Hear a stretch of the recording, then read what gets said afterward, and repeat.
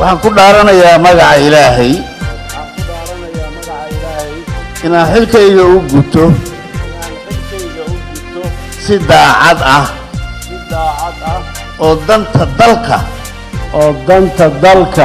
dadka iyo diintu ku jirto dhowrana dastuurka qaranka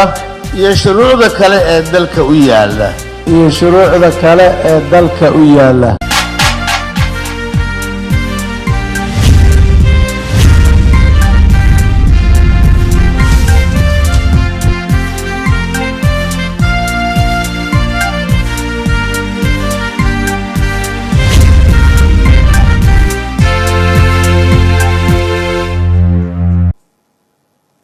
wanaagsan daawadayaal ma kasoo dunida ka joogtaa oo naga daawanaysaan ku soo dhawaada warka TV-ga Somali Channel qodobada wararka TV-ga oo niyahayna waxa kamid ah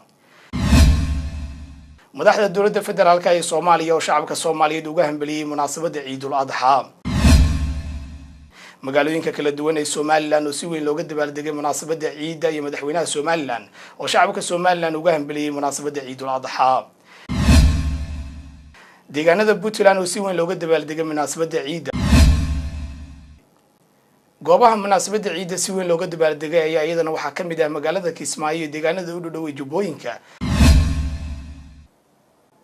magaalada Stockholm ee caasimadda dalka Sweden ayaa kamid ah goobaha sida weyn looga ciiday Soomaalida ku nool magaalada Linköping ee dalka Sweden ayaa si weyn uga dabaaldegay munaasabada Ciidul Adha qodobada wararka dibadda TV-ga oo niyahayna waxa kamid ah daawadayaal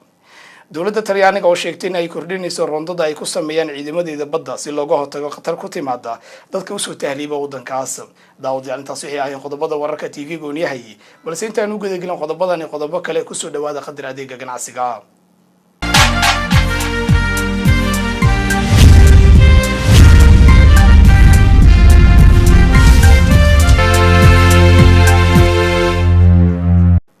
ciid wanaagsan daawadayaal ku soo dhawaada warkii ofisan shacabka Soomaaliyeed oo ku dhaqan magaalada Muqdisho ee caasimadda dalka Soomaaliya ayaa u dabaaldegay munaasabada Ciidul Adha sida ay wararka inoogu soo dirayaan wariyaasha inooga soo warama magaalada Muqdisho ayna ku hormarnay wariyayna Cabdiqaadir Cali Xuseen Koronto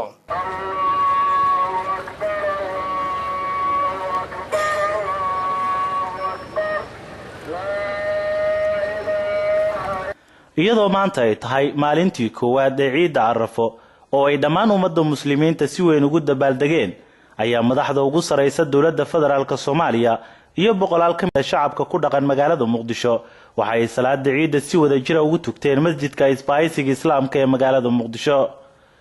madaxweynaha dawladda federaalka Soomaaliya Xasan Sheekh Maxamuud ayaa waxa uu masjidka Isbaahaysiga ka jeediyay khudbad dheer waxaana uu ummadda muslimiinta ugu hambaliyay munaasabada Ciidda isagoona baaqi kala duwan u jeediyay bulshada Soomaaliyeed ومالين عيد ومالين محنك هذا وضع إسلام تحدث آدي أفقين أولا إلهي الكبركين مالين تاسونا جالس المكة سلام مالين المفرين في عيد وعصر المكة وعصر يا والله يسون حريصه إن ضدك كوينا ولا عليه إن تاك الدرن تبرك الدرن وحاسس شكر فيها كلمات من الجرب السعي ومكان مريو سيان دمان كيربا فحتى ما تعود ولا وأكن عن قطع صنم أكن عن فحلا أقوى عن هذه dalkan annaga Soomaali hadaan xawlaan oo caalamka umaraha ilaahay ku abuuray annagu halkan ugu abuuray oo meeshan quruxda badan oo adduunka meesha istiraatiijiga adduunka u raaco oo ku yeesho bankiyeesho aan ku naalo u soo laabto dadkiina iyo dalkiina aan dalka wada dhisan ayaga midaas ku baahay ku ajnabiga ah wax laga dhaxeeyo malaha hannoqda dalay leeyihiin Soomaaliya dalkooda ma hatta dalkoodii nabadna kula noolaadeen dadkooda ayaa leeyahay intaas dib dalku aan midayno nabadayno horumarkiisa aan ka shaqeeyo caalamka waxaan rabnaa arkaha nagu xirnaa oo aan dawladnimada in ay celinayaan aan u tuhmayno oo nalaga furay kaliya ma ahan waana la garab istaagay salaada Ciidda kadib ayaa kawaanka weyn ee magaalada Muqdisho ee kawaan bari ayaa waxa lagu gowracay kumanaan xoolo ah oo isugu jiray lo iyo ari oo loogu talagalay Ciidda Arafo sida uu inoogu warbixiyay Cumar oo kamid ah mas'uuliyiinta shirkadda gacanta ku haysa kawaan bari ee magaalada Muqdisho ciidda inay shaqadaas qabato shaqada ay qabato waxaa ka mid ah qasho iyo inay qasho lo iyo inay qasho ariga wuxuu isugu jiraa iyo ari caadi ariga caadiga cadadkiisa haddii aan kuu sheego waxaa waaye 1355 neef waaye lo'da waxaa waaye 1384 neef waaye magaalada muqdisho ayaa waxaa si weyn loogu dabaaldegay munaasabada ciida iyadoona kumanaan shacab oo u badnaa caruur lagu arkayay wadooyinka iyo goobaha loogu talagalay in lagu ciyaarsiiyo caruurta maalmaha ciida qaar ka mid ah shacabka Soomaaliyeed ee ku dhaqan magaalada muqdisho oo aan mikrofoonka la dhex qaadnay ayaa waxa ay ummadda Soomaaliyeed ugu hambalyeeyeen munaasabada ciida Arafo. waxaan jeclahay in aan halkan ka salaamo dhammaan ummadda muslimiinta meel walba ay joogaan qaasatan waxaan halkan ka salaamayaa dhammaan ummadda Soomaaliyeed waxaan si gaar ah u salaamayaa aabay Xuseen Weyliye hooyaday Faaduma Cabdulle iyo walaalihii dhammaantood Muqtaar Xasan Ahmadi Mahdi Fitaaxo Fuusiyo Ruqiyo Fardowso iyo waxaan halkan ka salaamayaa xaaskayga Amal Abdullaahi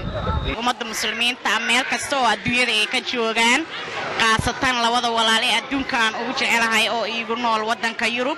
walaaladay kale dhammaan oo adduunka daarfiisa ku kala nool waxaan halkaas si qaas uga hambalyeeynaa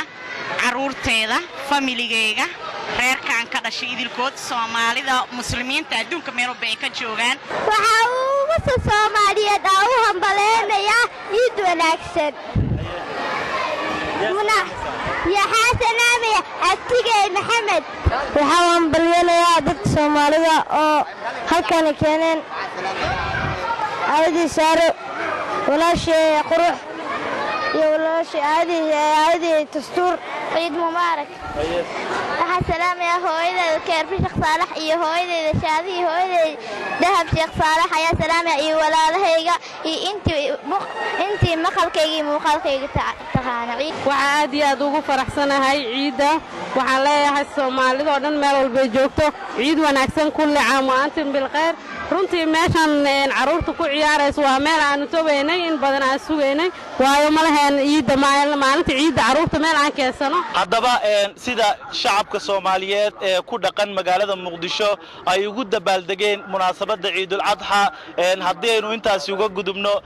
degmada Afgooye ee gobolka Shabeellaha Hoose waxa ku sugan wariyaheena Nimco Maxamed Bashiir si aynu u ogaano qaabka looga ciida degmada Afgooye aan idinku duwo Nimco Maxamed Bashiir oo halkaas inooga sii ambaqaada aad baad mahadsantahay Cabdiqaadir Koronto ciid mubaarak dhamaanba ummadaha islaamka halkani waa degmada Afgooye oo si weyn looga dareemayo farxadda ciida Arafada waxaana dhamaanba dadka reer Afgooye ay maanta iskugu hambalyeynayaan farxadda ciida Arafo waxaana lagu arkayaa suuqa weyn ee degmada Afgooye dadweynaha aad u fara badan gaar ahaan caruur kuwaas oo ku labisan dharkii ay ugu talagaleen in ay ummadaha islaamka kula wadaagaan farxadda ciida Arafo dhamaana dadka ku sugan degmadan Afgooye waa kuwa maanta si weyn ugu damaashaadaya farxadda ciida Arafo waxa sidoo kale meesha aan ka marnayn in degmada Afgooye gaar ahaan goobaha loo dalxiisaga ee beeraha ay ka buuxaan dadweyne kale oo aad u fara badan kuwaas oo ka yimid magaalada Muqdisho iyo waliba tuulooyinka kale ee ku agdhow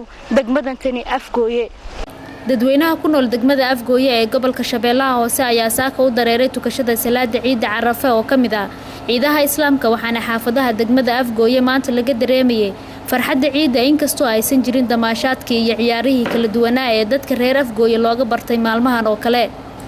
qaar kamid ah bulshada ku nool degmada Afgooye oo aan wax ka weydiinay isbedelka magaalada ee ciidan iyo ciidihii hore ayaa ku jawaabay maanta waxaan salaamayaa ciida dadkeena muslimka ah si fiican u ciiday ilmaha ardayda ah oo magaalada Afgooye si fiican maanta u ciidayaan salaaminaa anaga waxaana dadka ku taxmaaltaa maanta waxa aan ku faraxsanahay dadkeena iyo ilmaheena caruurteena maanta si fiican magaalada u ciiday magaalada Afgooye maanta si fiican bay u dhisan tahay ciid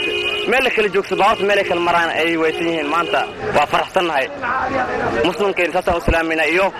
cidii maanta idaacada ka shaqeynaysa muslimka saasa ay ku salaaman yihiin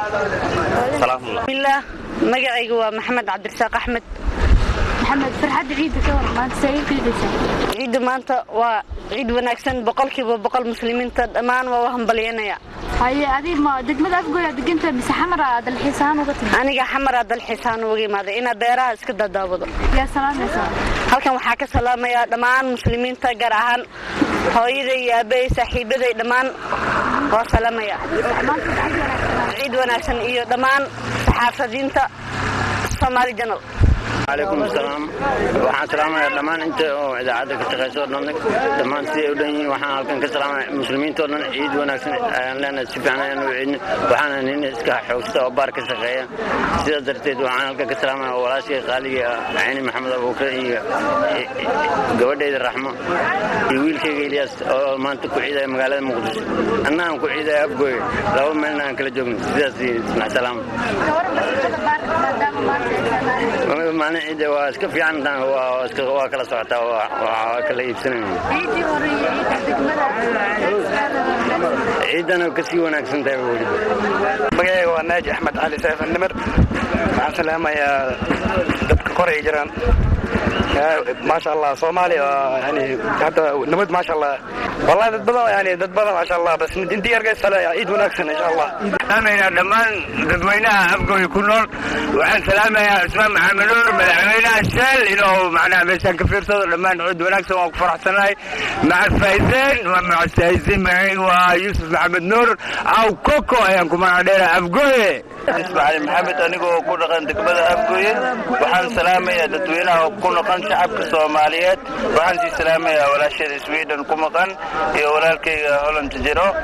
maanta si ciid wanaagsan ayaan u ciidnay ciid wanaagsan ciidii hore ciidan waa si kordhaysa insha Allah hadda ka bacdna si wanaagsan ayaan u ciidi doonaa wanaagsan markooda kullu caam wa antum bil khayr wa salaama dadweynaha reer Afgooye على ما كل عام وأنتم بالخير يا رهان قرأت وحسلام عبرتي قالي دوغهر أقولنا المجالات المقدسة جارهان دقمة هذا على إيد ونأحسن أمان والسلام يا ضدك معنا أنت مقالك مقالك تخنا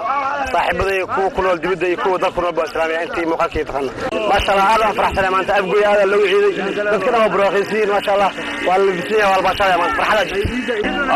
دقمة أبقي دقلنا وعن سلام يا صاحب ذي أو ما يوسف محمود آلم أو كم قاعد يوسف وجي صالح جابو أو جالة marka la ciid wanaagsan daawadayaal intaasi oo kaliya kuma ka farxadda ciida dhammaan gobolada dalka Soomaaliya waxa dadka Soomaaliyeed ay si weyn ugu dabaaldegayaan maalinta koobaad ee ciida Carafo hase ahaatee warbixinteeni ku saabsaneyd farxadda ciida ee degmada Afgooye intaasi ayaanu ku soo gabagabaynaynaa tan iyo kulan dambe waa Nimco Maxamed Bashiir oo idinkaga tagayso nabadgelyo ciid wanaagsan goobaha munaasabada ciida si weyn looga dabaaldegay ayaa iyadana waxaa ka mid ah magaalada Kismaayo iyo deegaanada u dhow Jubbooyinka sida warbixinta uu nagu soo diriyay wariyaheena Qadar Maxamuud Xareed ayadoo ay maanta ahayd maalin farxadeed isla markaasna ay dadka muslimiinta ah si weyn ugu dabaaldegeen maanta ayaa waxaa munaasabada Ciidul Adha maanta si weyn looga xusay magaalada Kismaayo ee xarunta gobolka Jubbada Hoose kumanaan dadweyne ah oo ka kala yimid xaafadaha kala duwan ee magaalada Kismaayo ayaa isugu yimid fagaarayaasha waaweyn ee magaalada waxaana meelaha ay dadka ku dhaqan Kismaayo ay ku oogeen salaada ciida kamid ah fagaaraha Maflaxa Isbartibo Vecchio iyo xarunta madaxtooyada Kismaayo oo ay dadka kula tukadeen mas'uuliyiin sarsare oo ka tirsan maamulka Jubba ugu horeyn madaxweynaha maamulka Jubba Axmed Madoobe oo qaar ka mid ah dadweynaha ku nool magaalada Kismaayo salaada ciida kula tukaday masaajidka xarunta madaxtooyada ayaa ummadda muslimiinta ah gaar ahaan ummadda Soomaaliyeed wuxuu ugu hambaliyeeyay farxadda maalinta ciida Carafo oo maanta si weyn looga dabaaldegay adduunka oo dhan waxaan mahad weynaa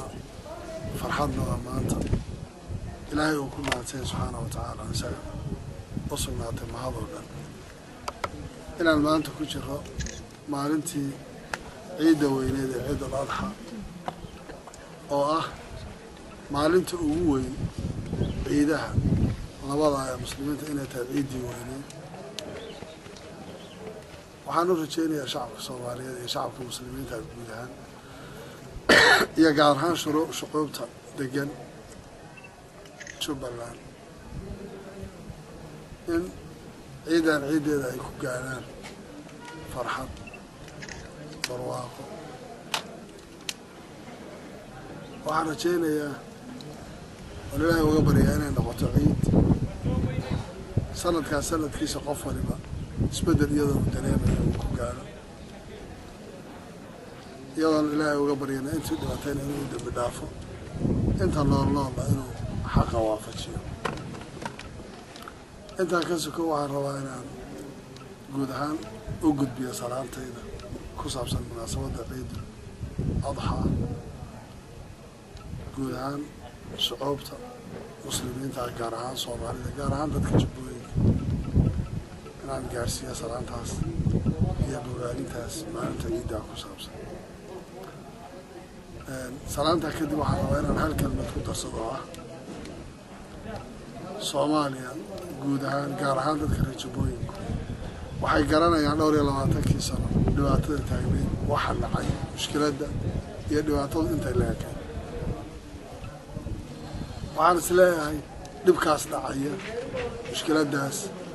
dhibaatadaas dadku waxaa fiican shayga taariikhda waxa taariikhda loo maraa waxa laga qaataa waxa la yiraahdaa cibro in taariikhdu waxyaalaha ayna soo bartay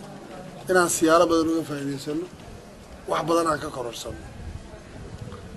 waxay la tahay inay dadku inay dib u xisaabtaan inay muhiim tahay dareenka dadweynaha ku nool magaalada Kismaayo ayaa maanta ahaa mid aad u faraxsan waxaana wadooyinka waaweyn ee magaalada lagu arkayay dad aad u fara badan oo wajiyadooda ay ka muuqatay farxadda ciida waxaan u hambalyeeyaa dadka muslimiinta ah meel kasta ay joogaan gaar ahaan shacabka Soomaaliyeed iyo shacabka Jubbaland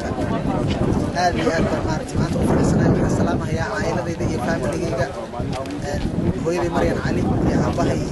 Abdullaahi Maxamed oo magaalada Kismaayo maanta waa maalin ciida oo maalin farxadeed waxaan salaamayaa dhammaan ummadda muslimiinta gaar ahaan ummadda Soomaaliyeed gaar ahaan ummadda Jubbaland ku nool waxaan rajaynayaa nabadgelyo guul waraaqi khayr ummadda muslimiinta farxad ugu tahay waxaan ilaahay uga baryaynaa inay nabad iyo barwaaqo iyo bashbash ku waaraan ciidina nabad ku gaaraan ciid mubaarak waa magacaygu waa Cabdinaasir Kuure dhammaan muslimiintu meel ay joogtaba waa salaamaya khaas ahaan Soomaalida khaas ahaan reer Jubbaland waxaan leeyahay ciidan ciideeda kale ilaahay nabad iyo faraarax nagu gaarsiiyo magaalada Kismaayo waxaan salaamayaa dhammaan islaamka noolihayba gaar ahaan ummadda Soomaaliyeed gaar ahaan magaalada Kismaayo waxaan kaloo salaamayaa xaaskayga Cabdi Joogto magaalada Manchester ee caalamka Mareykanka magaalada gobolka Minnesota waa maalin ciid oo aad u farxad badan waxaan salaamayaa dhammaan ummadda Soomaaliyeed meel kasta ay joogaan waxaan salaamayaa dadka muslimka meel kasta ay joogaan halkan waxaan ka salaamayaa dhammaan dadka muslimiinta ee meel walba joogaan dadweynaha ee isku soo baxay ciidul adha ciidan wanaagsan waxaan kaloo si qaas u salaamayaa dadka macnaha ay u suurta gashay inay xajiyaan xajka taagan waxaan halkan ka salaamayaa dhammaan bahda saxaafadda gaar ahaan Somali Channel Axmed Maxamed Islaam Axmed Madoobe madaxweynaha maamulka Jubba ayaa sidoo kale sheegay in farxadda ciida Carafa awadeed la fasaxay maxaabiistii ku xirnayd saldhigga degmada Kismaayo si farxadda ciida Carafo ay ula qaybsadaan dadka muslimiinta ah mas'uuliyiinta maamulka Jubba ka tirsan ee hambalyada ciida Carafo u diray dadka muslimiinta waxaa ka mid ah Axmed Maxamuud Maxamed Axmed Carab gudoomiyaha maxkamadda degmada Kismaayo ummadda muslimiinta caalamka ku nool dunida daafaheeda waxaan ku salaamayaa salaamta islaamka assalaamu calaykum waraxmatullaahi wabarakaatu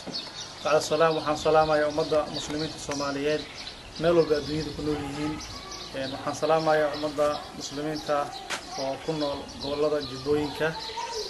insha Allah ta'ala waxaan leeyahay taqabbal Allahu minna wa minkum salihan a'mal insha Allah ta'ala ilaahay naga aqbalo ciidii wanaagsaneed oo ciidul adha ahayd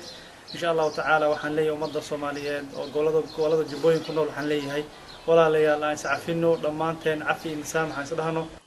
si kastaba degmooyinka kala duwan ee gobolada jubbooyinka ayaa si weyn looga xusay munaasabadda ciida Carafo waxaana degmooyinkaasi kamid ah degmada Jamaame Jilib Bu'aale Saakow iyo Salagle oo ay maamulaan xarakada Al-Shabaab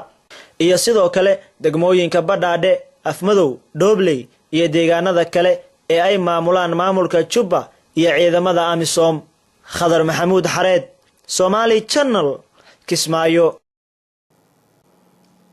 magaalooyinka kala duwan ee Soomaaliland ayaa si weyn looga dabaaldegay munaasabadda Ciidul Adha sida ay wararka inagu soo dirayaan wariyaasha inaga soo warama Soomaaliland aynu ku hormarnay caasimadda Soomaaliland iyo wariye Maxamed Faarax oo maadle iyadoo dhammaanba adduun weynaha islaamka si weyn looga ciiday salaada ciida barakeysan ee Ciidul Adha ayaa magaalada Hargeysa ee caasimadda u ah Somaliland waxaa subaxii hore ee saaka soo buux dhaafiyay goobaha loo cayimay in lagu tukado labada ragcadood ee salaada ciidda sida masaajidada iyo garoomada kale ee ku yaala magaalada Hargeysa dadweynaha reer Somaliland madaxweynaha Somaliland ayaa dadweynaha kula tukaday masjaamaca weyn ee caasimadda magaalada Hargeysa waxaana madaxweynuhu hadal kooban oo uu ka soo jeediyay halkaasi hambalyo ugu diray shacbiga reer Somaliland iyo guud ahaanba shacbiga islaamka waxa farxad weeriya inaan maanta ka soo qayb galno inaan maanta u dabaaldegno maalinta weyn ee ciidda muslimiinta ah Ciid al-Adha dalka islaamka oo dhan looga dabaaldegayo ilaahay waxaynu ka barinaa inuu sanadkiisa inuu gaarsiiyo bashbash iyo barwaaqo ilaahay waxaynu ka barinaa inuu gaarsiiyo inagoo ammaana ilaahay waxaynu ka barinaa inuu dadkeenu milaysan ummadeenu milaysan caalamka islaamka milaysan iyo dunidii ammaankeedaba aynu muxuu ahay ilaahay inuu gaarsiiyo ayaan ilaahay ka barinaa madaxweyne ku-xigeenka Somaliland Cabdiraxmaan Cabdilaahi Ismaaciil Saylici oo isna sidoo kale dadweyne aad u tiro badan kula tukaday masjidka 26 Juun ayaa hambalyo u diray shacbiga reer Somaliland guud iyo dibadba iyo guud ahaanba caalamul islaam waxaan dhammaan hambalyeynaya guud ahaan mujtamaca islaamka meel joogaba gaar ahaan inta maanta Ilaahay u suura galiyay inay soo xajiyaan dhowrka milyan 4 milyan 5 milyan kor u dhaafay shalay wuquuf Carafa joogay maantana iyagu hawlan inuu halkan ka farxayna ciidda iyagu waajibkooda gudanaya ayaan marka hore hambalyada koowaad u dirayaa waxaan leeyahay Ilaahay ducadooda ummadda islaamka u duceynayna Allah inaga aqbalo waxaan hambalyada labaad u dirayaa dhammaan shacabka Soomaaliyeed meel joogo madaxda saddexda xisbi qaran ee Somaliland ayaa iyaguna sidoo kale dareenkooda ku aadan farxadda Ciid al-Adha halkaasi ka cabiray alxamdulillah rabbil alamin wassalatu ala sayyidina Muhammad sallallahu alayhi wasallam marka hore waa ciid mubaarak baan leenahay ummadda muslimka meel kasta joogtaba siiba dadka Soomaaliyeed meel kasta joogaba siiba dadka reer Soomaaliyeed guud iyo dibadaba ilaahay waxa ka baqaya subhanahu wa ta'ala ka baraya in ilaahay muslimka u ciseeyo ilaahay qalbigooda isku keeno الرحيم السلام عليكم ورحمة الله وبركاته وأنت وعيد الأضحى وأيام الخير كي وعيد عرفه إلى هيدا بيجان هدافه ومضى المسلمين تودنا الدبوة الله هداف مناسبة وين عيد الأضحى وحن شعبي غير Somaliland ملك استويتشوجان جودو يدبدبا جارسينية همبلية عيد وين عيد الأضحى فرحتكم عيدة barwaaqo ku ciida waxaan iminkii haatan idin gudbinayaa sida looga ciiday magaalada Burco ee xarunta gobolka Togdheer waxaan halkaasi ka soo jeedin doonaa wariyahayaga Maxamed Caawid Maxamed mahadsanid wariyaheena magaalada Hargeysa Maxamed Farax Omaade magaalada Burco iyo guud ahaanba gobolka Togdheerna waxaa si weyn looga tukaday salaada Ciid al-Adha waxaana qaybaha kala duwan ee maanta u dareeray salaada Ciid ay ku kala tukadeen goobaha aad u badan oo kor u dhaafayay 10 goobood kuwaas oo ay kala qayb galeen mas'uuliyiin ka tirsan xukuumadda Somaliland waxaana goobaha sida weyn salaada Ciid maanta la isugu soo baxay kamid ah garoonka Alamsey Stadium ee magaalada Burco iyo waliba garoonka Seelada Xoolaha waxaana mas'uuliyiinta ka tirsan xukuumadda ee dadweynaha halkaasi kala hadashay kamid ah wasiirka cadaaladda wasiir ku-xigeenka gaashaandhigga wasiir ku-xigeenka ganacsiga iyo maalgashiga caalamiga iyo waliba mas'uuliyiinta maamulka gobolka Togdheer kuwaasi oo shacbiga u soo jeediyay ilaalinta nabadgelyada iyo waliba sidii ay uga qayb qaadan lahaayeen dhismaha jidka dheer ee isku xidhi doona magaalada Cerigabo iyo waliba Burco iyadoo dhinaca kalena culimadii kala duwan ee dadweynaha halkaasi kala hadashay iyaguna u soo jeediyeen wacdiyo diiniya waxaan dadweynaha ku hambalyeynaa salaada munaasabada ciidda al-Adha ee weyn ee dhammaan ummadda muslimiinta meel joogtaba saaka ay isugu soo baxday inay tukato dhammaantiin waa ogtii maanta mandiqada aynu ku noolahay waxaa daafeeyna ka dhacaya shalay waa ugeydino Kenya wixii ka dhacay shalay tadan Addis Ababa ayaa waxbaa ka dhacay waxaynu u baahanahay amniga waxa ilaaliya shacbigiina ayaanu ku tiirsanno amnigaanu ku ilaalinaa gudbinaynaa waxa weeye in aad reer Burco ka qayb qaadataan horumarka dalka ka socda dhinaca kalena markii laga soo dareeray tukashada salaada ciida ayaa suuqyada waaweyn ee magaalada Burco lagu arkayay dadweyne kooxa u socda isla markaana ku labisan qurxoon isuguna hambalyeynaya munaasabadani ciid al-adha eraya ay kamid ahaayeen ciid mubaarak kullu caam wa antum bikhair waxaana dadweynahaasi oo cabiraya dareenkooda ku aadan maalintani ciida kamid ah hadaladoodii hambalyo gaar ah u diraya reer Somaliland iyo degmada Burco waxa leenahay sanadkan sanadkiisa ku ciida bashbashiyo barwaaqo maanta waa maalin muslimiinta aad ugu waxaan ka salaamay ummadda islaamka meel kasta joogto gaar ahaan dadka Soomaaliya ku hadla gaar ahaan ummadda reer Somaliland ilaahay waxaan uga baryaa in ciidan inuu gaadsiiyo caafimaad qam cimri wanaagsan cibaado suuban iyo bashbashiyo barwaaqo Cabdiraxmaan Maxamuud Xaaji Muuse oo ah gudoomiyaha ururka horumarinta isboortiga ee gobolka Aywayaarag كل عام وأنتم بخير نقولنا لكم حنك سلام يا دمان ومدة مسلمين كه دمان ومدة مسلمين تعمل كستيجوا وحنا عيد مبارك كل عام وأنتم بخير. إبراهيم حسن محمد دمان ومدة مسلمين تعمل كستيجوا maalinta waxaan leenahay ciid mubaarak raxiim halkan waxaan salaan uga dirayaa dhammaan ummadda muslimka meel kasta oo ay ku joogaan salaantaas oo ku aadan ciida munaasabada ciid al-adha ilaahay waxaan ka baryayaa ciidan ciideeda kale inuu nagu gaarsiiyo nabad qab caafimaad qab bashbashiyo barwaaqo Xaaji Kayse Cismaan Cabdiwey waxaan salaamayaa ummadda islaamka horta meel kasta ay joogtaba waxaan sii salaamayaa ummadda Soomaaliland السلام عليكم ورحمة الله وبركاته halkan waxaan ka salaamayaa dhammaan ummadda islaamka ah dhammaan dadka muuqayga iyo magacayga garanaya waxaan salaamayaa ummadda islaamka meel kasta ay joogaan xajka iyo caalamka intay ku kala nool yihiin dhammaantood ayaan salaamaya anigoo ah odayaasha gobolka Togdheer waxaan halkan ka salaamayaa dhammaan muslimiinta maanta ku ciiday ciid mubaarak meel kasta ay kala joogaan waxaan salaamayaa dhammaan ummadda islaamka meel kasta ay ka joogto caalamka waxaan gaar ahaan salaamayaa ummadda Soomaaliland meel kasta ay joogto waxaan ku salaamayaa assalaamu calaykum waraxmatullaahi wabarakaatuh kullu caam wa antum bikhair waxaan salaamayaa ummadda reer Soomaaliland oo dhan meel kasta ay joogto ummadda islaamka xajka joogtana waan salaamayaa waxaan salaamayaa hooyada iyo aabaha iyo eedada iyo habaryartay iyo reerka reegodan iminkii haatan daawadayaal waxaan si toos ah idinku wareejin doonaa wariyaheena magaalada Boorame Cabdifataax Axmed oo isaguna inoo soo gudbin doona sidii maanta looga ciiday magaalada Boorame iyo waliba guud ahaanba gobolka Awdal mahadsanid Maxamed Cawad Maxamed magaalada Boorame xarunta gobolka Awdal iyo guud ahaan deegaanada kala duwan ee gobolkan maanta si weyn ayaa loogu ciiday madaxweynihii hore ee Somaliland mudane Daahir Riyaale Kaahin iyo wasiiro ka tirsan xukuumadda Somaliland ayaa maanta salaadii ciida waxay bulshada ku dhaqan magaalada Boorama kula oogeen masjid jaamaca magaalada Boorama waxayna mas'uuliyiintan salaadii ciida kadib bulshada ku dhaqan gobolka Awdal iyo guud ahaan Somaliland hawada u marsiiyeen hambalyo ku aadan munaasabada maalinta ciidul adha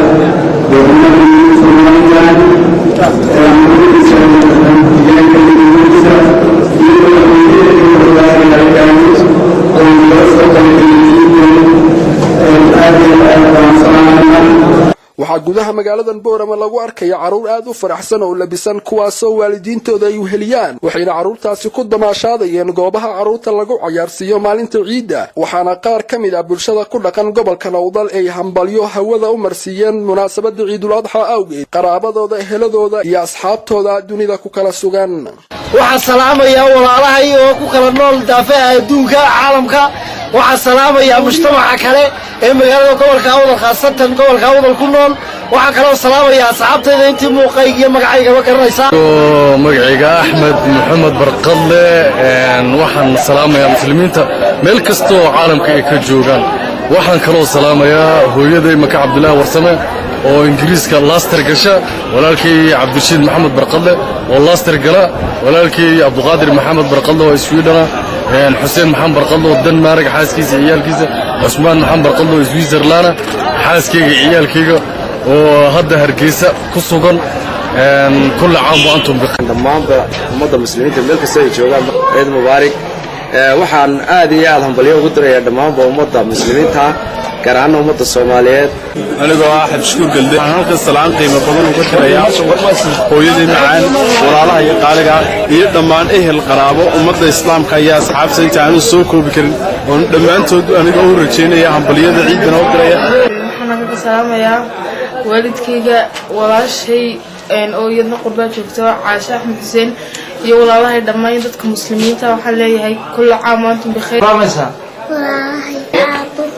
iminkana daawadayaal aan idinku wareejiyo waryahana magaalada Berbera Maxamed soo fadhiiste oo ka sheekayn doona sida Berbera iyo deegaanada hoostaga gobolka Saaxil maanta loogu ciiday Maxamed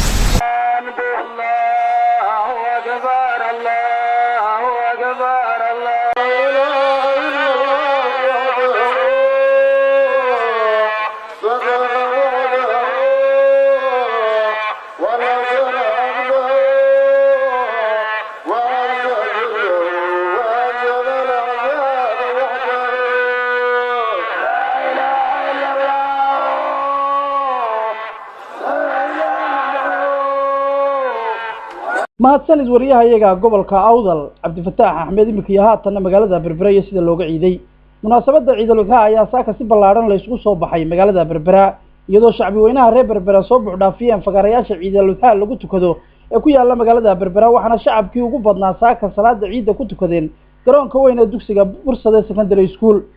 waxaana kala qayb galay shacabka reer berbera salaada ciidda mas'uuliyiinta heer gobol heer degmo iyo maamulka sare ee dekedda berbera sidoo kale dhinaca xukuumadda sare ee Soomaaliland ayaa waxa laga soo diray 3 wasiir oo shacabka reer berbera kala qayb galay salaada ciidda wasiiradaasi oo kala ahaa wasiirka qorsheynta qaranka wasiirka shaqada iyo arrimaha bulshada iyo wasiirka duulista iyo hawada Soomaaliland waxaana ugu horeyn intii aan salaada la tukan ay culimada reer berbera halkaasi ka akhriyeen takbiirta salaada kadibna waxa shacabka reer berbera la hadlay Sheekh Muuse oo kamid ah culimada waaweyn ee magaalada berbera isagoo shacabka reer berbera ugu baaqay inay Allah ka cabsiga badiyaan amalada wanaagsan ay ku dhaqmaan markaas waxay u soo baxay salaad ciideed oo ciidul adha oo shalaytana uu dhacaayay xaj lagu gurmaayo maantana wali la rafanayo shaydaan la dilay iyo dadka halkii bay tuwan yihiin innaguna halkan waynu ciideena ilaahay iswaafajiyo ducadeena iyo ducada halka laga ducaynayo hayno aqbalo wixii wanaagsan aan doonayna Allah ina siiyo qasi shacabka reer berbera kala berbera Cabdishakuur Maxamuud Xasan Ciidin oo talooyin badan u soo jeediyay shacabka reer berbera iyagoo ay halkaasi hadalka uga dambeeyeen xubno kamid ah wasiirada halkaasi yimi mahadle marka labaad waxa loogu farxaa dadka islaamka inay soo baxaan salaada ciida guryaha laga soo saaro carruurta waxaan jecelahay halkan waxaan u wada joognaa dhammaanteen u wada fadhinaa in ilaahay subxaanahu wa tacaala aan caabudno innagoo wax farqiyo inoo dhexeeya aanu jirin haba yaraateen hadday wasiir tahay iyo hadday taajir tahay iyo hadday faqiir tahayba waxaanu halkan dhammaanteen wada hortubannahay qalbigeennu wuxuu ku wada jihaysan yahay in ilaahay subxaanahu wa tacaala cibaado suuban la tagno isana uu inaga aqbalo waxaan leeyahay sida halkan qalbigeennu ugu midaysan yahay markaanu ka baxnana qalbigeennu ha u midaysnaado waxaan uga jeedaa taa xumaanta waxa la yidhaahdo waxa lagu leeyahay shareecada islaamka iyo diinteennuba ku faraysaa inaad labada jeer baad walaalkaa u hiiliso markuu khaldan yahay iyo markuu saxa yahayba laakiin inagu mid bayn ka qaadanno markuu khaldan yaho keliyanu hiilinaynaa markaa ma ilaahay baynu sheegaynaa iyo inaan ilaahay baynu sheegin iminka ilaahay baynu hor fadhinaa qof kastaaba ilaahay buu hor fadhiyaa waxaan odhanaynaa si saamaxno dhammaanteen baa waxaan odhanaynaa saamaxnaakum ha saamaxnaakum badh alla hadhay weeye hala hadhin ilaahay ka baqo haddii kale iska aamuno waxba dadka ha saamixin marka saa uga baxdo salaada ayaad walaalkaa bilaabaysaa walaalkaabaad hore ka bilaabaysaa ad walkaa aan ka libdhinba salaadii waxba maad saamixin halkan saamax dhaba baa lagaa rabaa waxaanu runtii farxad weyn bay maanta inoo tahay waa maalin ummadaha muslimiinta caalamka ku nool oo dhammi ay dhammaantoodba ay ku ciidayaan farxaddii ciidda yowmul udxa waxaanu idin leenahay ciid mubaarak kulli caam wa antum bikhayr ilaahay camaladii wanaagsan aynu samaynay dhammaanteen baa haynaga aqbalo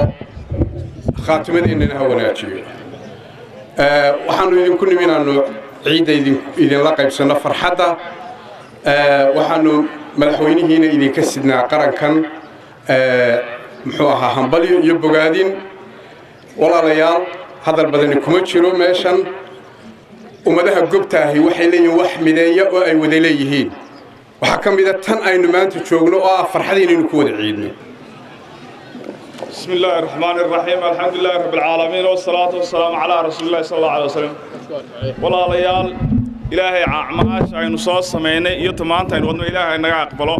imika iyo haatan waxaan idinku wareejinayaa wariyahayga gobolka Sool ee magaalada Laascaanood Cabdikariin Cabdilaahi Olol oo halkaas inooga sii anba qaadi doono magaaladaasi iyo sida looga ciiday mahadsanid maxamed cabdilaahi soo fadhiistay wariyaha Soomaali Channel ee gobolka Saaxil xarunta magaalada Laascaanood ee gobolka Sool ayaa maanta laga oogay salaad weyn ee kumanaan kun kor u dhaafay ayaa waxay ku tukadeen maanta mustajaamaca weyn ee magaalada Laascaanood iyadoo ay noqotay dadkii ugu tirada badnaa ee ku tukada mustajaamaca dadku ay ku tukanayeen goobaha kala duwan ee masaajidka u dhow dadka ku dhaqan gudaha magaalada Laascaanood gaar ahaan dadkii ku tukanayeen mustajaamaca magaalada ayaa iyagu saaka waxay aad ula yaabeen tirada dadka inta leeg ee ku tukaday masaajid iyadoo ugu yaraan 7 goobood oo kale ku yaala xarunta magaalada Laascaanood ee gobolka Sool lagu oogayay salaada Ciidul Adha dadkan ayaa sidoo kale waxa ay saaka si weyn ugu dareereen in ay iska rogaan rukniga gowraca taasoo dadweynuhuna ay si weyn halkaasi ugu diyaar garoobeen maalintii shalay tahayd wadada dheer ee dhexmarta magaalada Laascaanood oo gudaheeda ayaa kumanaan kandada ay soo mareen markii ay ka soo dareereen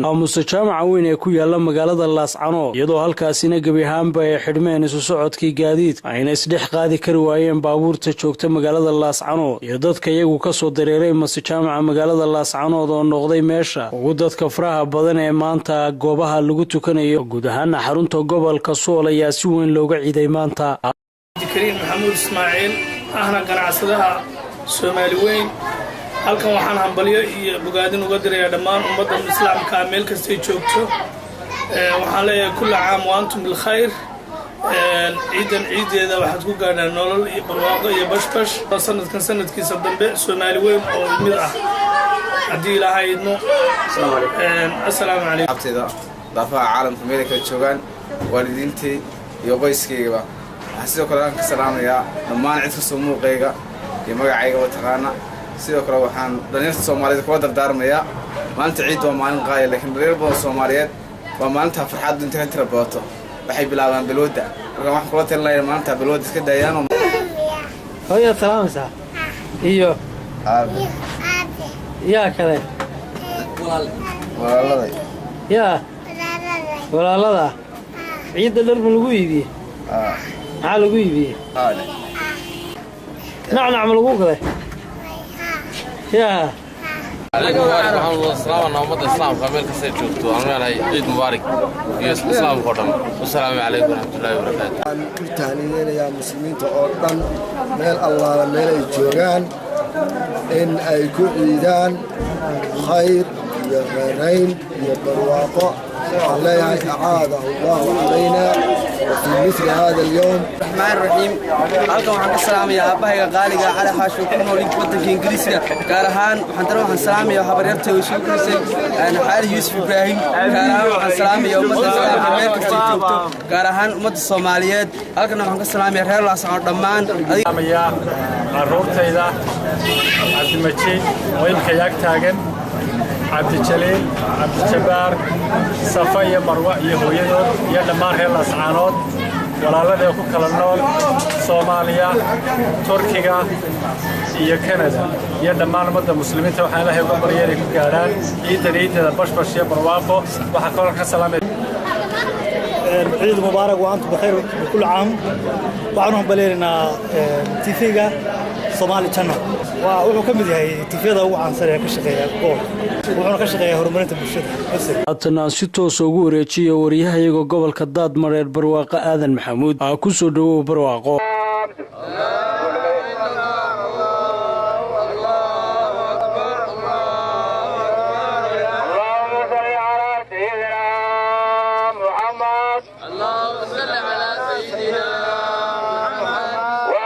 mahadsanid Cabdikariin Olol kaasi waxa uu ahaa wariyahayaga Cabdikariin Olol ee ku sugan magaalada Laascaanood ee xarunta gobolka Sool kaasoo inoo soo gudbinayay sidii looga dareemayay munaasabadda ciidda magaalada Laascaanood imikii haatanna magaalada Oodweyne munaasabadda ciidda Ciidul Adxa ayaa ah mid ku qaaliya dhammaanba ummadda muslimiinta ayna si weyn u xuseen meel kastoo ay dunida dacaladeeda ka joog haddaba magaalada Oodweyne ayaa si ballaaran looga dareemayay farxadda munaasabadda Ciidul Adxa iyadoo lagu arkayay shaariciyada magaalada dad ku labis bilic qurxoon oo loogu talagalay munaasabadda ciidda dadkan oo dhammaan bay isugu hambalyeynayay ciid mubaarak macal ciidayn ayaa waxa wajiyadooda laga dheehanayay farxad aad u tan badan dadkan oo saakaarnimadii hore u dareeray barxadda dooxa weyn ee magaalada Oodweyne xarunta gobolka Daadmareer si ay u gutaan waajibaadka salaada waxaana halkaasi salaada kula tukaday gudoomiyaha gobolka Daadmareer iyo duqa degmada Oodweyne ka hor intii aan salaada la galin iyadoo shacab weynihii halkaasi isugu yimi kala hadlay isla mar ahaantaana hambalyo u diray madaxweynaha Somaliland iyo ummadda muslimiinta meel kasta ay joogaan kuna booriyay bulshada ku dhaqan gobolka Daadmareer inay iscafiyaan munaasabaddan ciid al-adxa waxaan hambalyo iyo bogaadin u dirayaa dhammaan shacab weynaha gobolka Daadmareer madaxweynaha jamhuuriyadda Soomaaliland Axmed Maxamed Maxamuud Siiraayo madaxweyne ku-xigeenka Cabdiraxmaan Cabdullaahi Saylici marwada koowaad Aamina Xaaji Daahir Aamina Waris iyo dhammaan saddexda gole qaran insha Allah ta'ala waxaan leeyahay sanadkiisa ku ciida nabadgelyo iyo barwaaqiyo bashbash waxaan idin xasuusinayaa munaasabadii Ciidul Adxa awgeed dhammaan islaamku inteena reer Oodweyne inaynu iskula saamaxno farxadan awgeed ugu dambeyntii maran mikrofoonka la dhex qaadnay shacab weynaha ku dhaqan magaalada Oodweyne ayaa waxay ambalyo iyo salaan u direen cid kasta ay jecel yihiin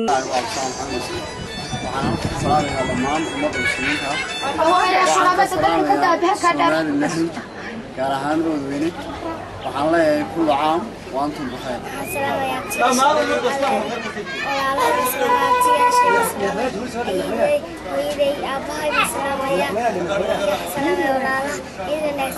dhammaan ummadda islaamka oo dhan meel kasta ay joogto waxaan kala salaamayaa xaajigaygii Siciid Daahir oo jooga Boosaaso iyo carruurtaydii waxaan leeyahay ciid wanaagsan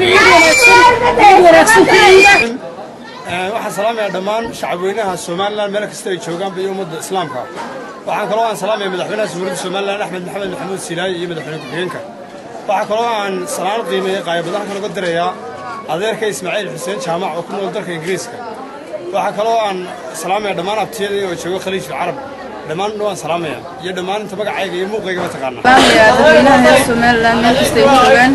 waxaan salaamayaa hooyada macaan waxaan kala salaamayaa madaxweynaha Soomaaliland iyo marwadiisa waxaan kala salaamayaa saaxiibaday wixii magacayga muuqayga qanay waxaan leeyahay kullu caam wa antum bikhair fagaaraha garoonka kubadda cagta Dala Stadium ee magaalada Ceerigaaba ayaa saaka si weyn isugu soo baxay halkaasoo lagu tukaday salaadii Ciid al-Adha waxaana munaasabadan oo ka soo bulshada reer Ceerigaabo qaybaheeda kale ay ka soo qayb galeen wafdida isugu jira wasiiro xildhibaano golaha wakiilada salaadiin iyo mas'uuliyiin kaleba oo uu hogaaminayo wasiirka madaxtooyada Soomaaliland Xirsi Cali Xaaji Xasan ugu horeyntiina dadweynaha halkaas kala hadlay maayirka degmada Ceerigaabo Ismaaciil حاجي نور عيد مبارك كل عام وانتم بخير ما توحينو إلهي أمرينا قسنا وين تاجناي للعيد عيد الأضحى هي عيد وضنا وأن مدد الله هين ويا إسلامي أين غيريني وأين دوني وأنا قربتين ولا قرب صلى الله عليه وسلم ما تبغى أيدين كجرنا وفرسد إلى نسيي إلى ما نغينا مركز كورا وحلوما عنا غينا ربي الحمد لله رب العالمين إلهنا وحويتي سنينا إنه إليه الكبير وطبعا وإنه لاني أيضا مرينا والنوم إذا كانوا مروا وولينا مران بل إلهي سنينا مرات كنا وحلوما عنا غينا حكومة المانطة إلهي كل هذه مدحوينا جمهورية الصوماليلاند أحمد محمود سيلايو وكل هذه إنه ودني بالصوت waxaa isaguna hadal kooban halkaas ka soo jeediyay barasaabka gobolka Sanaag Axmed Maxamed Geelle Dacar dadka ku nool magaalada Ceelgaabo iyo guud ahaan gobolka Sanaag waxaan ugu hambalyeeynaa maalinta barakada badan ee ciidan Fadxaha bisheeda iyo sanadkiisa Allah weeyay nagu gaarsiiyo bashbash barwaaqe iyo nabadgelyo taama inta markaa ka gudbo dhammaantiin waad wada warqabtaan waxa idinka dhabadi ma jirto ninkii geela laga qaaday ee kii kale u heesay weli geela dhacso wuxuu yidhi wataa dhul wadanaysa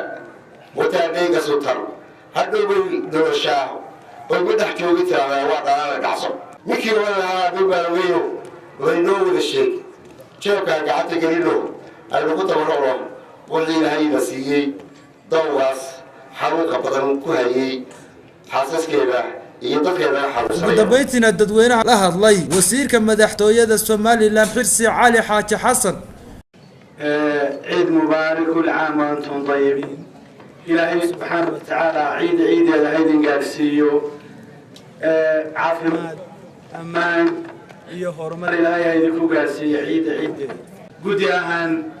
waxaan u soconay arinta wadada waa ogeydeen madaxweynuhu uu dhagax dhigay oo uu bilaabay wadadii waxa laga yaabaa in badani inay leedahay waan ku arkay ma la samayn karaya haayo waa la samayn karaya waan leeyahay waxaynu kaliya u baahannahay inagoo gacmaha ishaysanaynu ku dhaqaaqno waa la samayn karaya يوسف عبد حسن عدي تيفيق عالمية Somali Channel مقالة عريقابو iyada guud ahaan basaaka laga xusay dalalka islaamka salaada ciid adxa ayaa waxa garoonka kubadda cagta Saraar Stadium magaalada Caynaba ee xarunta gobolka Saraar isku soo baxay boqolaal dadweynaha kuwaas oo gudanaya waajibaadka salaada ciid adxa dadweynahan oo tiradoodu u dhaafaysa boqolaal ilaa boqolaal ka tirsan shacabweynaha ku dhaca magaalada Caynaba ayaa waxa ay si weyn korkooda loogu dheehanayay farxad iyo reereen iyagoo ku labisnaa dhar qurxoon munaasabadii saaka lagu ogaayay salaada ciid fidriga ee ka qabsatay garoonka kubadda cagta Saraar Stadium ee magaalada Caynaba ayaa waxa kala soo qayb galay maamulka heer gobolka heer degmo xildhibaanada golaha deegaanka culimaawidiinta waaweyn gobolka Saraar waxaana ugu horeyntii halkaasi ka hadlay qaar kamid ah culimaawidiinta waaweyn ee ka tirsan gobolka Saraar waxaana halkaasi ka soo jeediyeen khudbad dheer oo taabanaysa ahmiyadda ay leedahay maalinta ciid adxa iyagoo kula dardaarmay dadkii munaasabadaasi ka soo qayb galay gudanaya waajibaadka salaada ciid adxa inay xasuustaan cabsida Ilaahay haddii ay dhibaato naga dhacdo iyo xumaan hadday xumaan dhacdo waa in markiiba la toobad keeno oo marka wanaag la raaciyo wanaag waa in laga dambaysiiyo nabiga calayhi salaatu wasalaam wuxuu inoo tilmaamay inay marka wanaagaasi uu masaxayo xumaanteedana naga dhacday laakiin haddii xumaan laga dabageeyo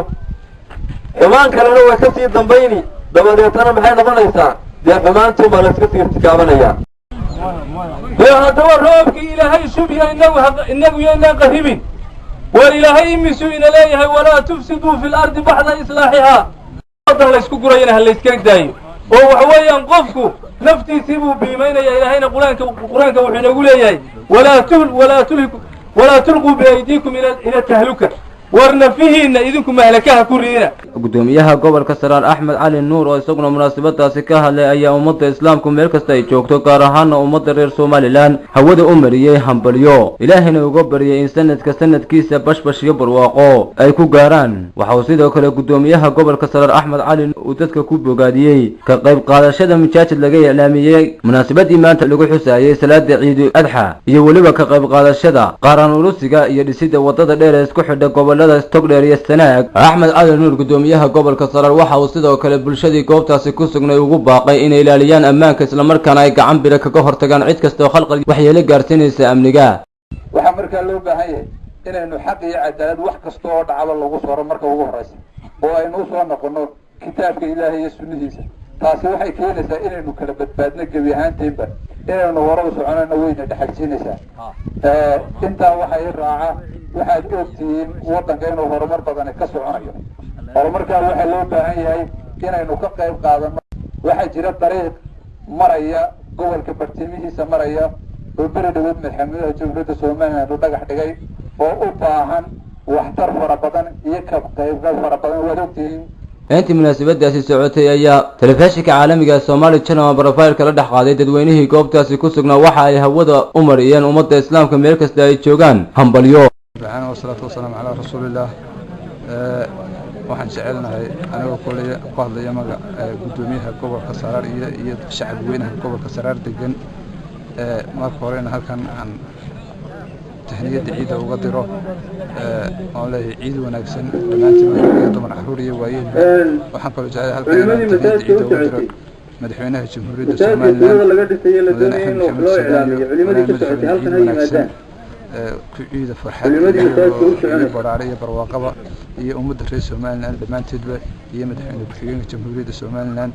iyo labada marwe madaxweynaha Jamhuuriyadda Soomaaliya iyo madaxweynaha ku-xigeenkaba ciid wanaagsan baan lahayd iyo ummadda Soomaaliland dhamaanteedba iyo ummadda islaamka ummateen carabiga iyo islaamiga dhamaanteedba waxaan leeyahay ciid mubaarak waxaan leeyahay ciideeda caafimaad qofay nagu gaarsiiyo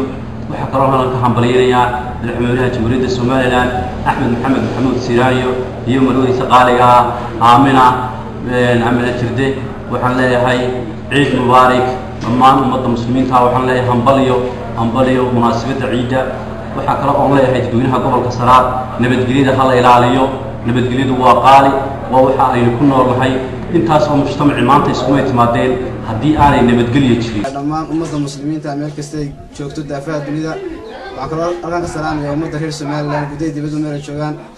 waxaan kaloo salaamayaa madaxweynaha Jamhuuriyadda Soomaaliland mudane Axmed Maxamed Siraayo madaxweynaha ku-xigeenka iyo golaha wasiirada golaha guurtida iyo golaha baarlamaanka waxaan salaamayaa dhammaan dhalinyarada ku nool gobolka Saraar Maslax Salmaan Sida Koronto Somali Channel aynaba deegaanada kala duwan ee Puntland ayaa kamid ah goobaha sida weyn looga ciiday sida warbixintan ay noogu soo dirayaan wariyaasheena kala jooga deegaanada Puntland aynu ka hormarnay wariyaheena jooga magaalada Garowe ee caasimadda Puntland wariye Maxamed Saciid Yuusuf magaalada Garowe ee caasimadda Puntland waxaa saaka salaada ciida boqolaal dadweynaha kaga qayb galay garoonka kubadda cagta ee Miraaware madaxweyne ku-xigeenka Puntland General Cabdisamed Cali Shire iyo xubno ka tirsan labada gole ee dawladda iyo culimo udiin munaasabada oo salaada ka hor khudbada ay ka jeediyeen culimo udiinka iyo madaxda dawladda ayaa inta badan diiradda lagu saaray amniga iyo doorashooyinka la filayo inay Puntland ka dhacaan bilowga sanadka soo socda Sheekh Maxamuud Xaaji Yuusuf oo kamid ah culimo udiinka Puntland ayaa hambaliyada salaada ciida kadib waxa uu shacabka iyo dawladda Puntland kula dardaarmay in laga shaqeeyo sidii doorashadu nabadgelyo ugu qabsoomi lahayd qof kastoo ina kamid ah waa inuu u danaya carruurta dugsiga aadaysa oo khalkhal uusan ka gelin waa inuu u danaya hooyada suuqa ilmaheeda caanaha uga iibinaysa ama qudrada gadaysa odaga cutushka oon tabar hayn waa inuu u danaya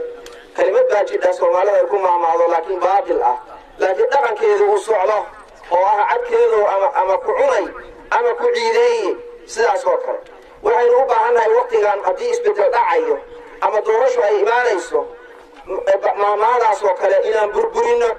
معها عد كيدو أما إيعون أما أنكوعون سيدا وإلي نغطا حتى أنكوعوني وإي ولا لو إيعون سيدا وإلي نغطا ساسو wasiirka wasaaradda amniga Puntland mudane Khaliif Ciise mudan oo si gaar ah uga hadlay amniga iyo musharaxiinta ayaa ka waramay habka dawladdu ku tala gashay in loo sugo amniga musharaxiinta waxaan ugu soo aadan waqti nu galayno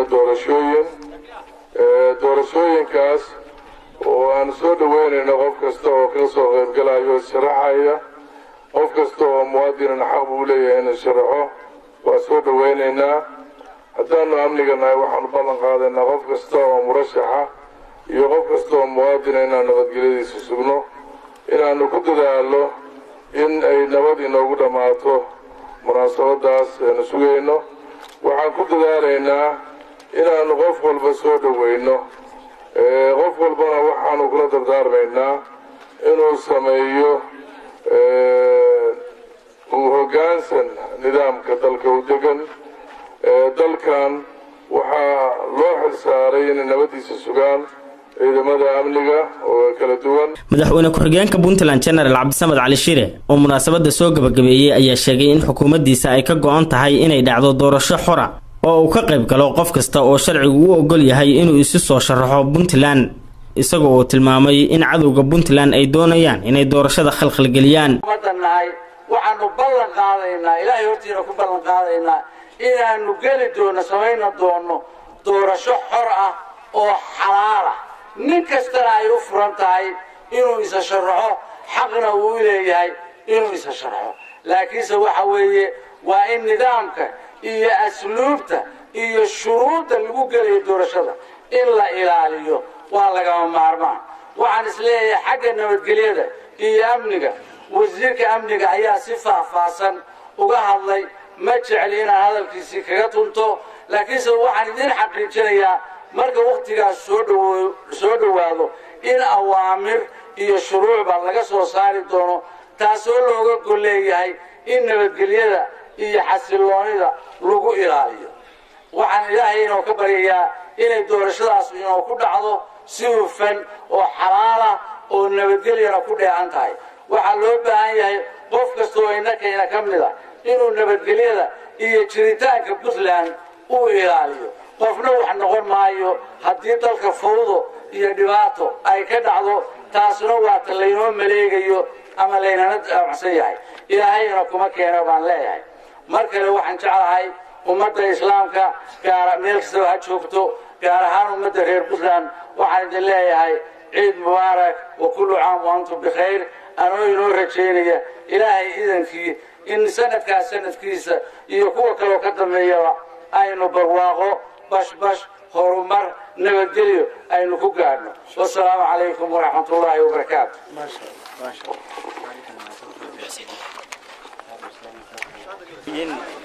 haatan aad ku wareejiyo wariyahayga Qardho Cabdiraxmaan Balaag oo isaguna warbixinta munaasabada ciida magaalada Qardho inooga soo diray. معتني محمد سعيد كل عام وأنتم بخير وعبد الرحمن محمد علي ورياء صومالي شانل magaalada Qardho ee xarunta gobolka Karkaar magaalada Qardho ee xarunta gobolka Karkaar ayaa maanta laga ciiday munaasabada maalinta Ciidul Adha waxaana salaada ciid lagu dukaday duleedka magaalada Qardho iyadoo laga soo jeediyay kadib dukashada salaada khudbado kala duwan oo badan dhanka amniga siyaaya boqorka boqor Burhaan boqor Muuse ayaa ummadda islaamka u diray salaan munaasabada ciida waxaana dadweynaha ku nool magaalada Qardho u jeediyay inay ka shaqeeyaan amniga marka hore waxaan salaamayaa ummadda Soomaaliyeed guud ahaan meel kasta ay joogto gaar ahaan ummadda reer Puntland waxaan ummadda Soomaaliyeed ciideeda ku gaaro barwaaqo iyo bashbash iyo baraare ilaahay waxaan ka baryaynaa inuu nabadgelyo inuu ku gaarsiiyo waxaan dadka u soo jeedinaynaa inay amniga iyo nabadgelyada ka shaqeeyaan arrinkaas ogaasha waxgaradka salaadiin kulli go'aan la wada qaatay weeye waxaana insha Allah go'aamadaasna sida ugu dhaqsiyaha badan ay soo xiriiraan دكتور عبد الغني الشيخ عبد الله عسكر محمود محمد ديريه وسدوها وزارة عافمات كقبل كركار دكتور ياسين عبدي حاجي عبد الله جيل محمود علي باشا سعيد أو موسى المسؤولين كلا أيامان تدري هم باليدا مناسبة عيدة يقدميها قبل كركار عبد القرآن محمد آذن marka ugu horeysa waxaan salaamayaa ummadda muslimiinta meel kasta ay joogaan xaasada dadka Soomaalida meel kasta ku nool dalka gudihiisa iyo dibadiisa aad baan u salaamayaa waxaan kaloo salaamayaa asxaabtayda qaaliga meel kasta ay joogaan waxaan kaloo salaamayaa hooyaday aabahay walaalahay qaraamadayda asxaabtayda aan aad ka jecelahay waan aad u salaamayaa waxaan leeyahay farxad ku waara meel kasta joogtaan waxaan u tahneenayaa ummadda Soomaalida oo dhan meel kasta joogaan خاصة waxaan u tahneenayaa ummadda reer Puntland oo ciid mubaarak waxaan leenahay ciid mubaarak kullu caam wa antum bilkhayr taqabbal Allahu minna wa minkum bi'amali salih muxuu ahay waxaan salaamayaa ummadda ciida ummadda maanta timi oo ciida arafo ay u soo baxday oo deegaankan joogta oo iyo ummadda Soomaalida oo dhan meel kasta ba ha joogtee iyo khaasatan ummadda Puntland oo iyaduna maanta ciidaysa oo ciidaas maaragtay ay ku ciidayso waxaan ugu rajaynayaa kullu caamin wa antum bikhayr baan leeyahay ummadda Soomaaliyeed meel kasta ay joogtana waxaan u dirayaa hambalyo iyo salaan ku wajahan maalinta farxadda ciidda ee aadka u ballaaran dhammaanna waxaanu hambalyo u diraynaa ummadaha islaamka ah meel kasta ay joogaan gaar ahaan Puntland iyo suxufiyiinta u hawlan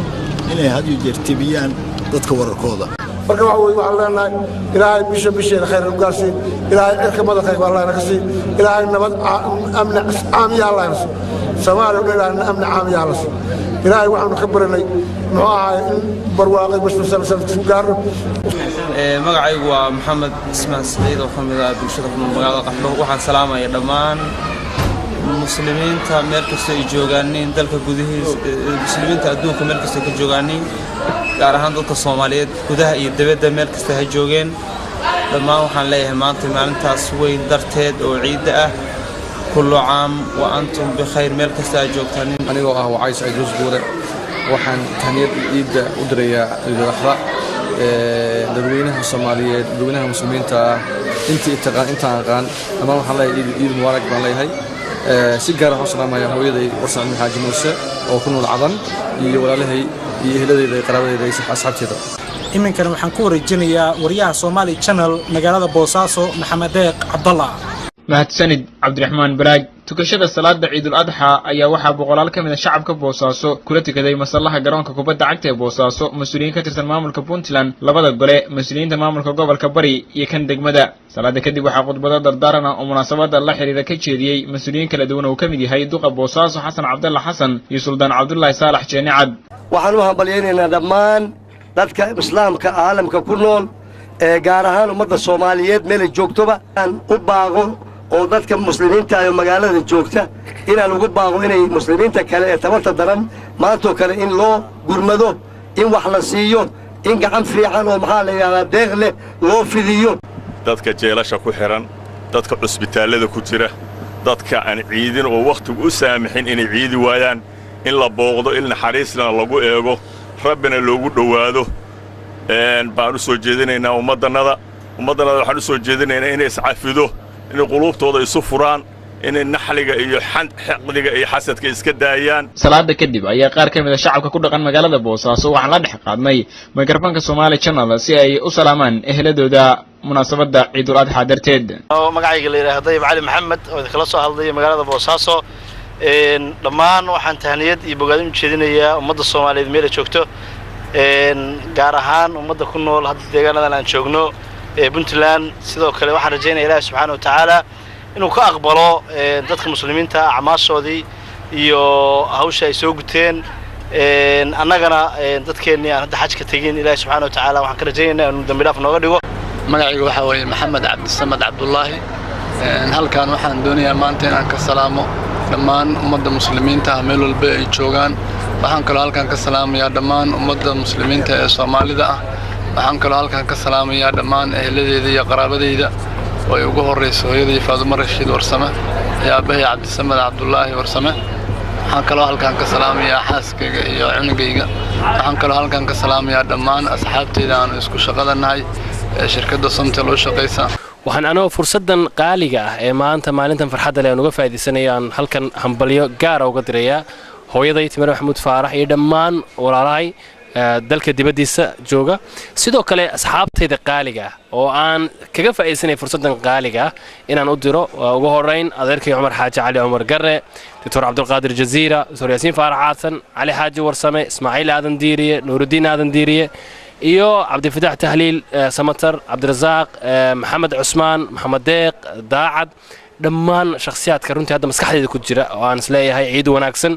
asxaabtayda aad bay u farbadeen laakiin hadda maskaxda waxaa iga soo dhacay magacyada Saciid Fadhaaye bahda farsamada isaguna waan salaamayaa sidoo kale Mahdi oo aan saaxiib gaar ah ahayn isaguna waan salaamayaa aad iyo aad waxaan ugu hambalyeeynaa TV-ga Somali Channel iyo muxuu ahaa howlwadeenadiisa Maxamed Deeq iyo dhalinyarada kale waxaan rabaa in munaasabadaan uga faa'iideysto inaan dadweynaha Soomaaliyeed inaan u sheego ciidan inay maaragtay ciid mubaarak kullu caam wa antum bikhayr waa ciideeda kale waxaan sugaynaa dadka Soomaaliyeed inay ku noolaadaan sidaan si ka wanaagsan iyo maamulka ka fiican. magacaygu waa Maxamed Axmed Ibrahim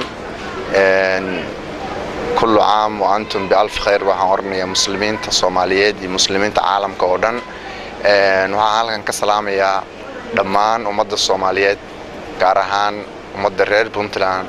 khaasatan magaalada aan ku noolahay Boosaaso waxaan halkan ka salaamayaa familkayga asxaabta ahlada oo dhan. alxamdulillah waa faraxsanahay waa ciid wanaagsan dadkayga oo dhan my family walaalahay hooyaday iyo dadka iskuulkayga dhigta ardayda oo dhan ciid wanaagsan waynacaad calaykum bisaxa walcaafiya. dareenka waalidka iyo carruurta ayaa mid farxadeed iyadoo carruur fara badan oo farxad ay ka muuqato libis qurxoon wata loo ciyaargeeyay goobaha carruurta lagu ciyaarsay sida Macruuf Garden oo ku taala Boosaaso halkaasi oo qaarkoodna ay ehladooda iyo asxaabtooda ku salaameen iyagoo ku ciyaaraya qalab kala duwan oo carruurta inay ku ciyaaraan loogu talagalay. Maxamed Cabdiqaadir Cabdullaahi Cabdi si fiican farxad wanaagsan anoo si dadka Soomaaliyeed salaamaya dadka muuqaalkayga waxaan salaamaya madaxweynaha Puntland Maxamed Faloole. halkan maanta waxaan ka salaamayaa hooyada Hiba Maxamed waxaan salaamayaa kale aabahay Maxamed Cabdi Jaamac iyo abtigay Xuseen Maxamed iyo walaalkay Ilyas Xasan Ismaan. wallahi dareenkayga ma soo koobi karo wadanka dhowrsan ka maqnaa maanta wadankayga ku ciidayo marka hore waxaan salaamayaa aabahay Maxamed Arshe iyo dhamaantay walaalahay Maxamed Arshe si khaasan waxaan u salaamayaa odagayga Sakariya Cabdi. magaalada Boosaaso ee xarunta gobolka Bari ayaa si weyn looga dareemayay munaasabada Ciidul Adha ay maanta si weyn dadku uga wada muuqatay farxad ballaaran iyadoo xaafadaha magaalada iyo wadooyinka magaaladaba lagu arkayay dad fara badan oo libisan iskuna salaamaya Ciid Mubaarak. haatan aan idinku duwo wariyahayga Maxamed Xuseen Xirsi oo jooga magaalada Gaalkacyo iyo sidii looga ciiday. mahadsanid Maxamed Deeq Cabdalla. magaalada Gaalkacyo ayaa waxay ka mid tahay magaalooyinka sida weyn looga ciiday Ciidul Adha waxaana dadka wajiyadooda ka muuqatay farxad iyo raynrayn. dad aad u badan ayaa isugu soo baxay ciidda si ay u tukadaan waxaana lagu tukaday masaajidada kala duwan ee magaalada Gaalkacyo. waa kuwan qaar ka mid ah dadkaas oo salaamo diraya.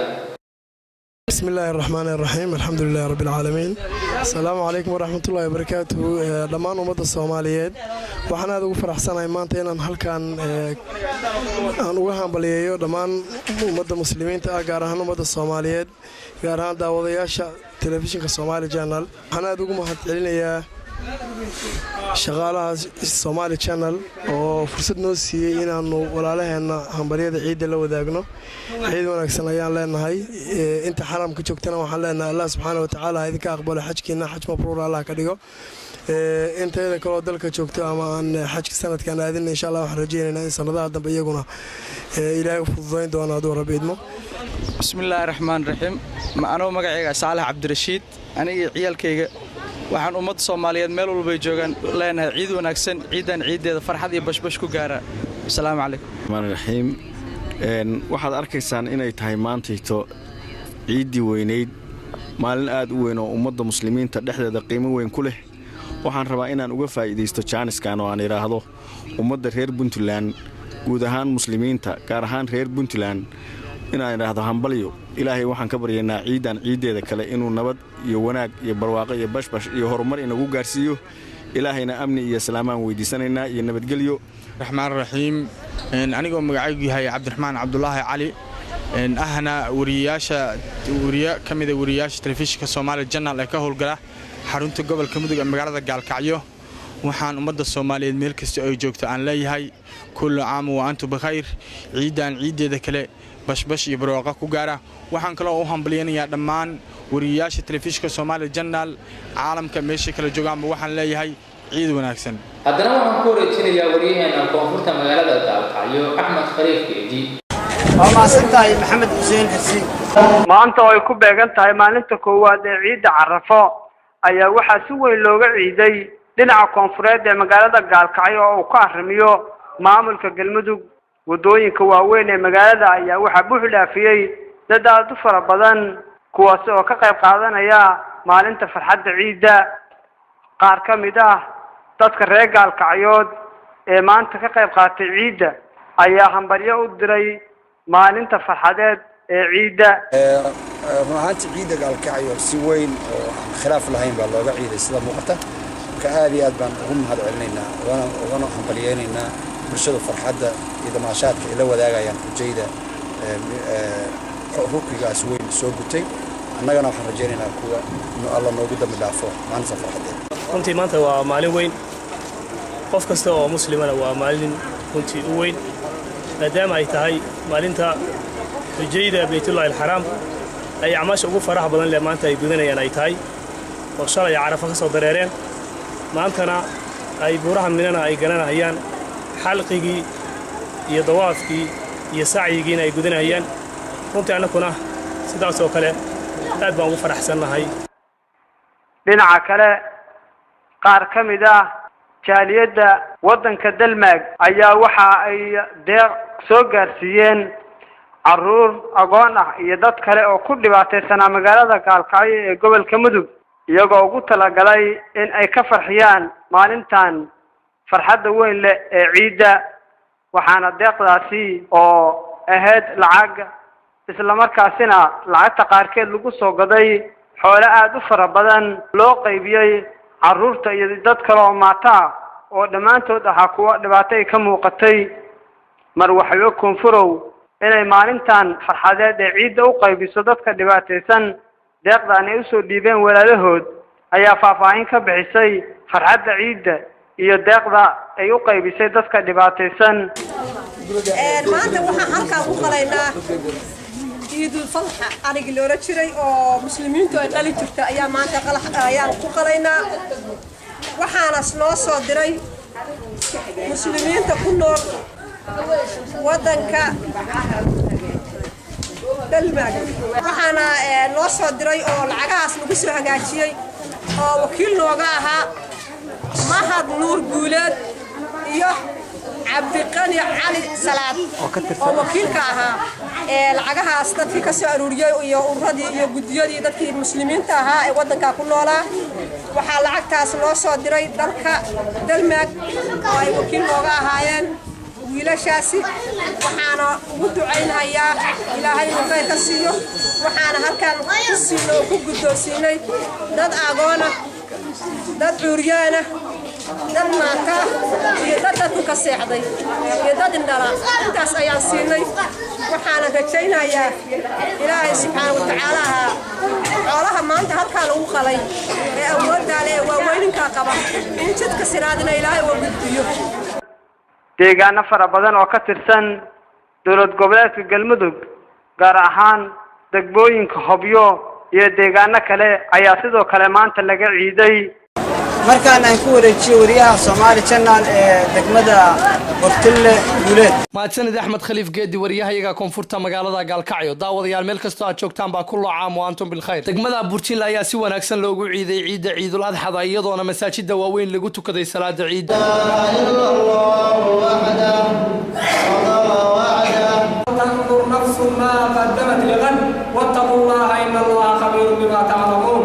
اللهم اغفر للمؤمنين والمؤمنات والمسلمين والمسلمات الأحياء منهم والأموات ارحمنا برحمتك يا أرحم الراحمين ارحمنا برحمتك يا أرحم الراحمين اللهم أعز الإسلام والمسلمين وأذل الشرك والمشركين أعداءك أعداء الدين يا رب العالمين اللهم آمنا في أوطاننا اللهم آمنا في أوطاننا واصلح ولاة أمورنا وتوفنا وأنت مسلمين bulshada reer Bortille ayaa iskugu hambalyeynaysa munaasabada Ciidul Adha iyadoona dadka ay ka muuqanaysa farxad siyaado ah iyo damaashaad aan loo kala harin da'yar iyo waayeelba waa kuwan qaar ka mid ah dadweynaha oo u tahniyadeynaya ummadda islaamka gaar ahaan dadka Soomaaliyeed sallallahu ala sayyidina mawlana Muhammad nabiyyu dhammaan muslimiinta waxaanu leenahay ciid wanaagsan khaasatan reer Bortille dhammaantiin ciid wanaagsan kullu caam wa antum bikhair waxaan rajaynayaa ummadda islaamku inay ku ciido ciideeda kala barwaaqiya bashbash ummadii masaajidkan dhistay aan ku tukanay hadda oo ka qayb qaadatay kii dhagax keenay kii biyo keenay kii lacag keenay kii xoogiisa keenay dhammaantood waxaan leenahay ajar iyo xasanaad Allah ka siiyo barakaatu ummadda Soomaaliyeed waxaan leeyahay kullu caam wa antum bil khayr maanta waa ciid ciid wanaagsan shalana waxay ahayd sagaalaadkii oo wixii aan xaramka joogna ay soomeen Allah ina ka aqbalo waxaan ku tukanay masaajidka cusub ee Buurtile oo la yiraahdo Masjid Tawba wixii faahfaahin oo fasiilati masaajidka sidii loo dhisay iyo cidii dhistay iyo dhaqaalihi ku baxay jamcaha dambe soo sheegayna hadii Ilaahay idmo الرحمن الرحيم وحسلام يا دمان أمد المسلمين تعمل كستة جوكتوا وحنا ياهي كل عام وأنتم بالخير لما جارهان وحسلام يا أمد الصوماليين ملك السجود وحنا ياهي عيد ذاك الليلة وجالسية فرحة يبرواقي يبشبش Soomaali tirana waxaan uga mahadcelinaynaa maalin kasta ciidda ay sida dadweynaha uga qabtaan dadkana waxaan leenahay ciid wanaagsan ilaahayna waxaan uga rajaynaynaa Soomaaliya iyo Puntland iyo ummadda caalamka amni ilaahayna siiyo iyo iimaanba iyo diinta islaamka ilaahay ku sugo maxaan ku rahaa ciideeda kalena waxaan leenahay ciid wanaagsan magacaygu waa Faarax Maxamed Cilmi waxaan salaamayaa eheladeyda iyo qaraabadayda ummadda islaamka ee ku dhaqan degmada Buurtile ummadda Soomaaliyeed dhammaanteed waxaan leeyahay kulli caam wa antum bikhayr islaamka meel ay joogaanba waxaan leeyahay ciid wanaagsan kullu caam wa antum bil khayr waxaan kaloo codsanaynaa anagoo aan quryaanada Buurtile degmada Buurtile in quryaanadaas wax loo qabto waa tahay daawadayaal mar labaad kullu caam wa antum bil khayr waa aniga Guuleed Jaamac Maxamed haatan aynu ku duwo wariyahayaga magaalada Buuhoodle Cali Dhagjar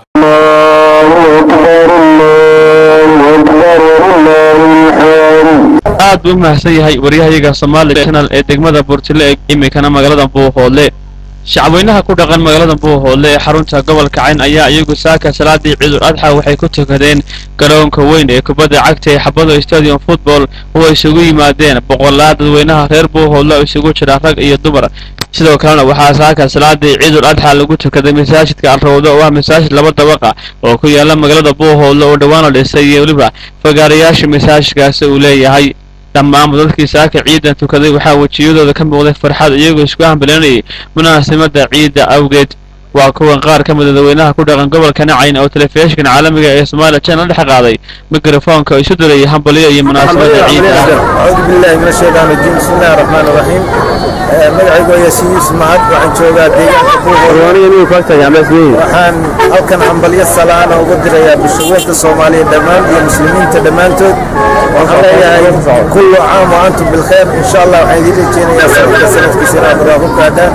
si weyn looga ciiday guud ahaanba mudaqada Buuhoodle ay dadku waxay ka muuqdaan wajiyada farxad iyo sida ay u soo diyaar garoobeen munaasabada ciida hadda waxaan u tagnay gabar ka mid ah qurbo joogta Buuhoodle walaal magacaaga ku bilaamayo ku soo Soomaali Channel barakaatu dhamaantiin waan islaamaya qaybta miidiyaha magacay waxaa la yiraahdaa Hodan Cabdullaahi Aadan waxaan ka socdaa magaalada Minneapolis gaar ahaan Minnesota marka alxamdulillah waa ilaahay mahadiis horta maanta aan ku ciidayo magaaladeeda Buuhoodle marka ma sha Allah dhamaantiin waxaan leeyahay ciid mubaarak meel kasta dunida ka joogtaan asxaabteeda gaar ahaan joogta Mareykanka waxaan leeyahay ciid mubaarak ciid ku ciida farxad ku ciida barwaaqo ku ciida inkastoo aniga niga nasiib u aanay dhulkayga hooyo jooga alxamdulillah rabbil alamin wassalatu wassalamu ala rasuulillah ummadda muslimka meel kasta yeelayaan farxad weyn oo qiimeynaya ciideeda maalintan tukanay salaadii ka soo baxnay dib aan iska seexanay waxaan dareemayaa dadka la ciidiyo dhulkii joogo adeer iyo maadeer tolkii oo dhan la ciidiyo maanta farxad weyn ay tahay munaasabadan ciida aad ayaan ugu faraxsanahay dhammaan muslimiinta ciid mubaarak dhammaan muslimiinta dunida joogta waxaan leenahay ciid mubaarak waana u hambalyeynaya meel kasta joogto ay joogaan islaamku waxaan ka salaamayaa marka ugu horeysa hooyaday macaan baan ka salaamayaa marka xigta waxaan salaamayaa xaaskayga iyo hooyadood marka kale waxaan salaamayaa dhammaan ummadda islaamku meel kasta ay joogaan aniga magacaygu yahay Xidid Faarax Aadan kuna nool gobolka Cayn waxaan halkan hambalyo ku saabsan munaasabada ciid al-Adha hawada marnaya guud ahaan ummadda muslimiinta gaar ahaan ummadda Soomaaliyeed meel kasta joogto anigoo challenge kaga faa'iideysanaya waxaan halkan hambalyo uga dirayaa injineer Maxamed Faarax Aadan oo ah wasiirka wasaaradda kalluumaysiga iyo kheyraadka badda ee Puntland oo isagoo ku sugan Garowe sidoo kale Axmed Faarax Aadan soo Garowe hooyaday Sureer Cabdi Nuur walaashay Shamsi Cabdi walaalkay Xabash walaalkay Jifcool walaalkay Maxamed walaalkay oo kala jooga goob iyo agagaarka إلى gudahama magaalada Buuhoodle iyo deegaanada ku hareeraysan maanta munaasabada ciidda ay si weyn u dhacday wajiyada farxad iyo sidoo kale soo dhawaaqay munaasabada ciidda wacala dhagjar telefishinka caalamiga ee Somali Channel magaalada Buuhoodle kulli caam oo inta bixin Soomaalida ku nool magaalada Linköping ee dalka Sweden ayaa si weyn ugu dabaaldegay munaasabada Ciidul Adha sida warbixinta uu nagu soo diray wariyaheena Cabdirasaaq Bulqaasim ciid mubaarak salaantan quruxda badan ee ciid mubaarak ama ciid wanaagsan waa luqadda kaliya ay farxadooda ciidda isugu soo bandhigaan ummadaha muslimiinta oo dhan gaar ahaan Soomaalida qurba joogta Soomaaliyeed ee ku dhaqan magaalada Linköping ee dalkan Sweden ayaa maanta si weyn ugu dabaaldegay farxadda munaasabada ciidda Carafo iyagoo salaadii ciidda ku tukaday hoolka weyn ee dhismaha Al-Activiteit Huset ee ku yaala xaafadda Soomaalidu ay ku badan tahay ee Khagator farxadda iyo salaamaha ciidda la dirayo ayaa maanta ahaa kuwa aan loo kala harin oo ay isku arkeen caruur iyo ciroolaba Assalaamu alaykum warahmatullahi wabarakatuh ciid wanaagsan waxaa salaama hooyaday aabe iyo kulli wasalaama walaalay ciid mubaarak waxaa salaamaya hooyaday iyo aabahaya iyo walaalahayga ciid mubaarak taha awlan assalaamu alaykum waxaan leeyahay ciid mubaarak ummadda islaamka meel walba joogan qaasatan ummadda Soomaaliyeed marlabaad waxaan salaamayaa xaaskayga la socota Amina Maxamuud Leere sidoo kale waxaan salaamayaa carruurtayda ku kala nool Malaysia Hargeysa iyo carruurtayda halka ay nool Linköping Assalaamu alaykum ciid mubaarak ciidan ciideeda Ilaahay na gaarsiiyo kulli antu bixir kulli Soomaali muslimiinta oo dhan ciid mubaarak gaar ahaan walaalahay aabahay hooyaday ciid mubaarak ciid mubaarak hooyaday aabahayga walaalahayga ciid mubaarak hooyaday aabahayga iyo aboohayga assalaamu iyo ciid wanaagsan ciid mubaarak waxa salaama aabahey Soomaali joogo iyo abootaday soo korisay iyo aayaday iyo dadka Soomaalida dhan ciid mubaarak ciid mubaarak dhamaan ummadda Soomaaliyeed meel bay joogaan gaar ahaan waxaan salaamayaa eheladayda iyo qaraabada asxaabtayda si gaar ah waxaan salaamayaa hooyaday walaalahay meel walba dunida ka joogaan magacaygu waa Cabdinaasir Xuseen Cumar marka waxaan idin leeyahay ciid wanaagsan kullu aam wa bixir maanta oo ciid adolxa ay tahay waxaan ka salaamayaa dhammaan ummadda Soomaaliyeed meel kasta ay joogaan gaar ahaan hooyaday Maria Xamrito oo maanta ku sugan xaramkii iyo carruurtayda oo kala ah Linda Litma Miguel Radwan Xanaan anigu jooga dalka Sweden magacayguna yahay Aadan Cawrad Miguel waxaan leeyahay dhammaan ummadda Soomaaliyeed meel kasta ay joogaan waxaan leeyahay ciid mubaarak كل عام وأنتم بخير. السلام عليكم مقع عيد مبارك كل إسلامكم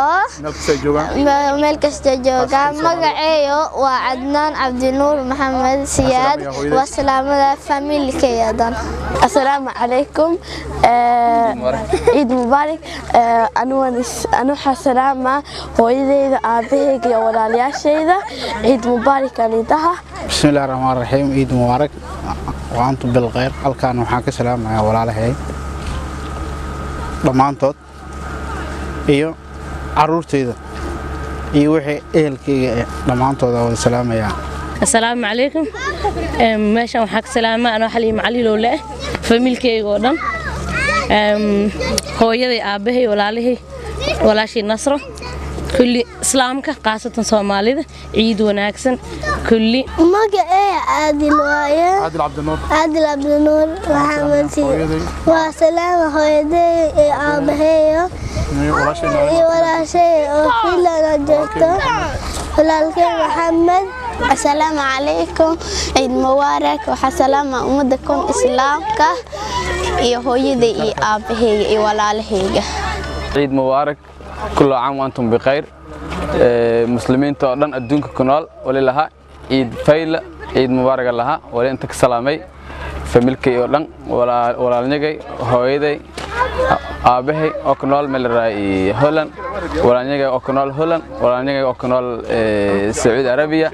xaaskay iyo ciyaalkay oo ay kala nool Linköping wadankan Sweden walaalaha dhamaantiin ciid mubaarak. Assalaamu calaykum, ciid wanaagsan. Waxaan salaamayaa hooyaday Sweden joogta Linköping iyo aabahay jooga Ingiriiska. waxaan salaamayaa familygayga dhamaanta. ciid mubaarak. Bismillah. Assalaamu calaykum waraxmatullaahi wabarakaatu. Dhammaan waxaan inta ka salaamayaa ummadda muslimiinta meel walba ay joogaan dunida dacladooda. dhammaan eheladeeda, qaraabadeeda. Waxaan inta ka salaamayaa dhammaan inta muuqayga iyo inta daawanaysa inta taqaan inta kala dhamaanta waa salaamayaa. Waxa aad u salaamayaa dhalinyarada reer Linköping dhamaantooda. Assalaamu calaykum, ciid mubaarak. dadka dhan oo wadamaha joogaan waxaan salaamayaa hooyaday aabahay iyo walaalahay. Assalaamu calaykum. awalan bismillaahir rahmaanir rahiim. ciid wanaagsan kullu caam wa antum bikhayr. dhammaan ummadda Soomaaliyeed meel kasta ay joogto waxaan leeyahay ciid wanaagsan.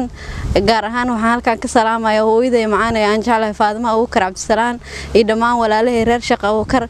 Xasan Sheekh Abuukar, Xuseen Sheekh Abuukar, Marin Sheekh Abuukar, Caaisha Sheekh Abuukar, Xaliim Sheekh Abuukar, Zainab Sheekh Abuukar, Axmed Sheekh Abuukar. dhammaan waxaan leeyahay ciid wanaagsan kullu caam wa antum bikhayr. taqabbalallahu minna wa minka. ciidan ciideeda kale insha Allah waxaan Ilaahay ka baryaynaa in nabad iyo caafimaad barwaaqo ugu gaarsiiyo. Assalaamu calaykum. si kastaba ha ahaatee Soomaalida ku dhaqan magaalada Linköping ee gobolka Östergötland ee dalkani Sweden ayaa waxa ay eheladooda, qaraabadooda iyo asxaabtooda kala gedisan ay u direen salaan kal iyo laab ah oo ay uga faa'iideysanayaan fursadan uu siiyay TV-ga Somali Channel ciida adxa awadeed. Cabdirasaaq Bulqaas, Somali Channel, magaalada Linköping, Sweden. dalka Imaaraadka ayaa kamid ah goobaha sida weyn looga dabaaldegay munaasabada ciidan sida warbixinta uu nagu soo diray wariyaheena Cabdirasaaq Shacbaan. Assalaamu calaykum waraxmatullaahi tacaala wa barakaatuh. ciid mubaarak kullu caam wa antum bikhayr. magaalada Dubai ee dalkan isu tagay Imaaraadka Carabta waxa si weyn saaka hirti waa bari looga dareeray tukashada salaada ciida iyadoo kumanaan dad ah oo halkaas ay u dareereen masaajidada kala duwan iyo goobaha kala duwan ee loogu talagalay inay ku tukadaan salaada ciida. waxa saaka takbiirta laga bilaabay gabi ahaanba dalkan isu tagay Imaaraadka Carabta toddobadiisa imaaradood iyadoo halkaasina ay salaada ciida lagu tukaday. salaadan ciida ee ciid al-adha ayaa ka duwan ciida bisha Ramadaan isla markaasina xilli hore ayaa la tukaday salaada ciida iyadoo loogu talagalay in la qalo ulxiyada isla markaasina dadka mas'uuliyiinta ay ciida u kala dareereen. kadib salaada markii la soo tukaday ayaan Soomaali badan iyo dadka kale ajnabiga ah halkaas ku kulanay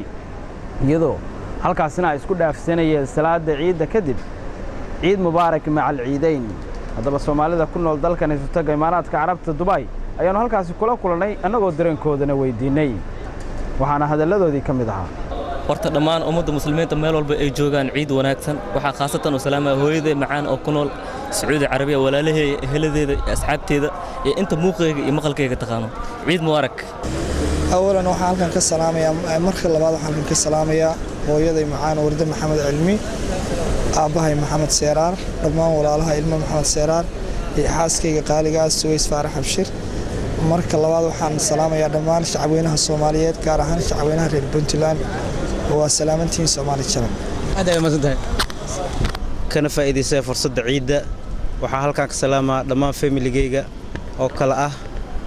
aabahay Shariif Cali Axmed, hooyaday Xaawo Maxamed Ibrahim oo ku magac dheer Xaawo Maamo,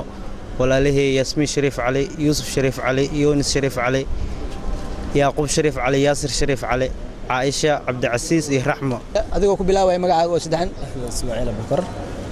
Axmed Ismaaciil Abubakar waxaan salaamayaa ummadda Islaamka ah meel ay joogaanba gaar ahaan ummadda Soomaaliyeed. waxa weeye waxaan u rajaynayaa insha Allah khayr iyo ciid mubaarak. Assalaamu calaykum. magacaygu waa Yaasiin Cabdi. dhammaan waxaan salaamayaa ummadda muslimiinta meel kasta ay joogaanba. awalan Ilaahay subxaanahu wa ta'aala ayaa mahad iska leh nawaafajiyay in aan gudano salaada ciida oo maanta ay tahay magaranaysaa bisha Dulxaj 10 ay tahay oo Ilaahay mahad subxaanahu wa ta'aala magaranaysaa Ilaahay nawaafajiyay inaan magaranaysaa aan gudano ciidi si fiican baan u ciidnay. bismillahir rahmaanir rahiim wasalaatu wasalaamu ala rasuulillah sallallahu alayhi wasallam. bacd ciid mubaarak marka hore muslimiinta dhammaan meel kasta joogan gaar ahaan ummadda Soomaaliyeed meel kasta joogto anugu waxaan si gaar u Soomaaliya u salaamayaa dawladda ummadda muslimiinta Soomaaliyeed dawladda deegaanka Soomaalida Ilaahay raxmaan raxiim ciid mubaarak kull caam antum bil khayr islaamku meelu joogaba khaasiyan Soomaaliya Soomaaliyeena ha ahaato Soomaali weyn ha ahaato kulli bashbash iyo barwaaqo insha Allah ta'ala bisheeda ilaahay khayraad hay nagu simo waraxmatullaahi wabarakaatu ciid wanaagsan ciid mubaarak dhammaan ummadda muslimiinta meel walba aad joogtaan bismillahir rahmaanir rahiim assalaamu alaykum waraxmatullaahi wabarakaatu kullu caam wa antum bikhayr dadka muslimiinta meel walba ay joogaan waxaan ku salaamayaa salaanta islaamka inta magacayga iyo muuqayga taqaan waxaan ku salaamayaa ciideena ilaahay nagu gaarsiiyo halkaan waxaan ka salaamayaa dhammaan ummadda islaamka waxaan leeyahay ciid wanaagsan sanadkiisa insha Allah bashbash iyo barwaaqo السلام عليكم ورحمة الله أنا وعلى رأس سعدية محمد برة هل كان وحنا السلام يا أمة الصوماليات ما أنت إيده قارهان أمة الصومالية ملك استوى جوكتو السلام يا أمة المسلمين كل ميل وبيع جوار كل عام وأنتم بخير عيقة وحليمة وعلي آدم waxaan halkan ka salaamayaa dhammaan ummadda Soomaaliyeed ummadda muslimiinta dhamaantood kulligood waxaan dhahayaa kullu caam wa antum bikhair Cabdirasaaq Maxamed Saciid Shibcaan Somali Channel Dubai dalka Malaysia ayaa si weyn loogu xusay munaasabadda Ciidul Adha sida warbixinta uu nagu soo dirayo wariyaheena Ahmed Abuukar Ashari dalka Malaysia oo kamid ah dalalka Islaamka isla markaasina ay ku nool yihiin Soomaali fara badan ayaa maanta waxaa si weyn loogu xusay munaasabadda Ciidul Adha Soomaalida Malaysia ayaa waxay salaada ciid ku tukadeen jaamacadda Islaamka ee wadanka Malaysia iyagoo kadib yeesho kulamo ay isku xog wareysanayaan si loo ogaado xaaladaha dhabta ay ku sugan yihiin Soomaalida dalka Malaysia dadweyne fara badan oo raxraxan u socda ayaa lagu arkay wadooyinka iyo xaafadaha waaweyn ee wadanka Malaysia iyagoo isugu hambalyeynaya ciid mubaarak iyo ereyo kale oo muujinaya farxadda ciida waxaana sanadkan moodaa Soomaalidu inay qayb weyn ka qaateen dabaaldega munaasabadda Ciidul Adha sidoo kale jaamacadda International Islamic University ee wadanka Malaysia ayaa waxa maanta ay gudoonsiisay jaaliyadaha wax ka barta jaamacadda ay ku jiraan Soomaali neefaflo ah oo ay ugu talagashay ulxiyada waxaana ururka ardayda Soomaaliyeed ee jaamacadda IUM u qaybiyeen Soomaalida iyo guud ahaan muslimiinta kale ee ku sugneed goobta hadaba salaada ciida kadib ayaa waxa TV-ga caalamiga ee Somali Channel u suurta gashay inuu mikrofoonka la dhex qaado dadweynaha Soomaaliyeed si ahladooda iyo asxaabtooda hawada ugu mariyaan hambalyo ku aadan munaasabadda Ciidul Adha waxaan hambalyo maanta u dirayaa dhammaan muslimiinta meel kasta oo adduunka ka joogaan ayaan hambalyada ciida u dirayaa waxaan leeyahay kullu caam wa antum bikhayr waxaan kaloo u dirayaa gaar ahaan hooyada iyo aabbahay familkayga oo ku kala nool qaaradda Ameerika qaaradda Yurub iyo Imaaraadka Carabta iyo magaalada Burco waxaan kaloo aad iyo aad halkan ugu hambalyeeynaya gaar ahaan dadka reer Burco especially dhalinyarada waliba madaxtooyada Burco aad iyo aad baan leeyahay ciid wanaagsan hambalyo baan idin leeyahay kullu caam wa antum bikhayr assalaamu alaykum waraxmatullaahi wabarakaatuh waxaan halkan ka salaamayaa dhammaan ummadda Soomaaliyeed qaas ahaan walaalkay Cabdiraxiin iyo xaaskiisa Carab Cali Yuusuf iyo carruurteeda waxaan kaloo halkan ka salaamayaa xaaskayga qaaliga ah Farxiyo Maxamed Maxamuud iyo gabadheeda yar ee la yiraahdo Maqsuud oo ku dhalatay magaalada Kismaayo waxaan leeyahay hambalyo ciid wanaagsan ku ciida bashbash iyo barwaaqo assalaamu alaykum waraxmatullaahi wabarakaatuh dhammaan ummadda islaamka gaar ahaan ummadda Soomaaliyeed meel walba ay joogaan waxaan halkan hambalyo ku aadan munaasabadda ciida Carafo uga dirayaa dhammaantood waxaan leeyahay kullu caam wa antum bikhayr waxaan rabaa halkan sidoo kale inaan hambalyo salaan ah aan uga diro familygayga meel walba ay kala joogaan adduunka dacaladiisa waxaan rabaa inaan halkan ka salaamo familkayga dhammaan hooyaday macaan Nadiif Ciis Xuseen iyo walaalahayga adeeraday kulli abtiyaasheeda iyo Soomaali oo dhan iyo inta muslimiina waxaan leeyahay ciid wanaagsan kullu caam wa antum bikhayr bismillaahir rahmaanir rahiim magacaygu waa Mahad Xaashi Cabdisalaan waxaan halkan salaamaha ciida fadligooda aan ka salaamayaa dhammaan ehelkayga qaraabadayda iyo asxaabtayda iyo ummadda Soomaaliyeed iyo ummadda muslimka ah dhammaan meel kasta oo kala joogaan waxaan leeyahay ciid mubaarak ku ciida ciid wanaagsan sanadkan iyo sanadkiisa kalena Ilaahay nagu gaarsiiyo nabad bashbash iyo barwaaqo midda labaad waxaan salaamayaa walaasheeda aadkii igu khaaliga ah oo Canab Fagaas la dhahayo ku nool Dubai iyo seegeeda Bashiir Xasan iyo walaalihii reer Cilmi Faarax iyo kulli asxaabteeda ku nool Malaysia waxaan dhahaa Soomaalida dhan meel kasta joogaan ciid mubaarak assalaamu alaykum ciid wanaagsan marka hore ilaaha mahad iska leh Allah subhanahu wa ta'ala mahad iska leh maanta maalin ciid ah caafimaad inuu gaarsiiyay waxaan rabaa halkan inaan ugu mahad naqo aan ciid mubarak ciidan wanaag badan aan la qaybsado xaaskeyga iyo cunugteeda iyo dhammaan eheladeeda dhammaan meel jooga Axmed Abuukar Ashari TV-ga caalamiga Somali Channel Malaysia magaalada Stockholm ee caasimadda dalka Sweden ayaa ka mid ah goobaha sida weyn looga ciiday sida warbixinta uu nagu soo diray wariyaheena Bashiir Ugaas iyadoo guud ahaan muslimiinta caalamka ku nool ay u ahayd maalin farxadeed oo ku aadan maalinta Ciidul Adha ayaa waxa magaalada Stockholm ee caasimadda u ah waddanka Sweden waa berigii saakay mar quraysu soo baxay goobaha salaada lagu tukado kumanaan dadka islaamka gaar ahaan kuwa Soomaaliyeed si ay u soo gutaan salaada Ciidul Adha dadka ayaa sidoo kale xilliga ay guteen salaada waxa ay ahaayeen kuwa sugu hambalyeynaya farxadda ciida iyagoo sidoo kale tana wajiyashooda ay ka muuqatay farxad iyo reyn ku aadan maalinta ciida sidoo kale dadka ayaa hadal hayay jawiga ay ku soo aaday ciida inkastoo ay aad u faraxsanaayeen haddana waxa ay sheegeen inay ka duwan tahay ciidihii horeeto marka loo fiiriyo xagga cimilada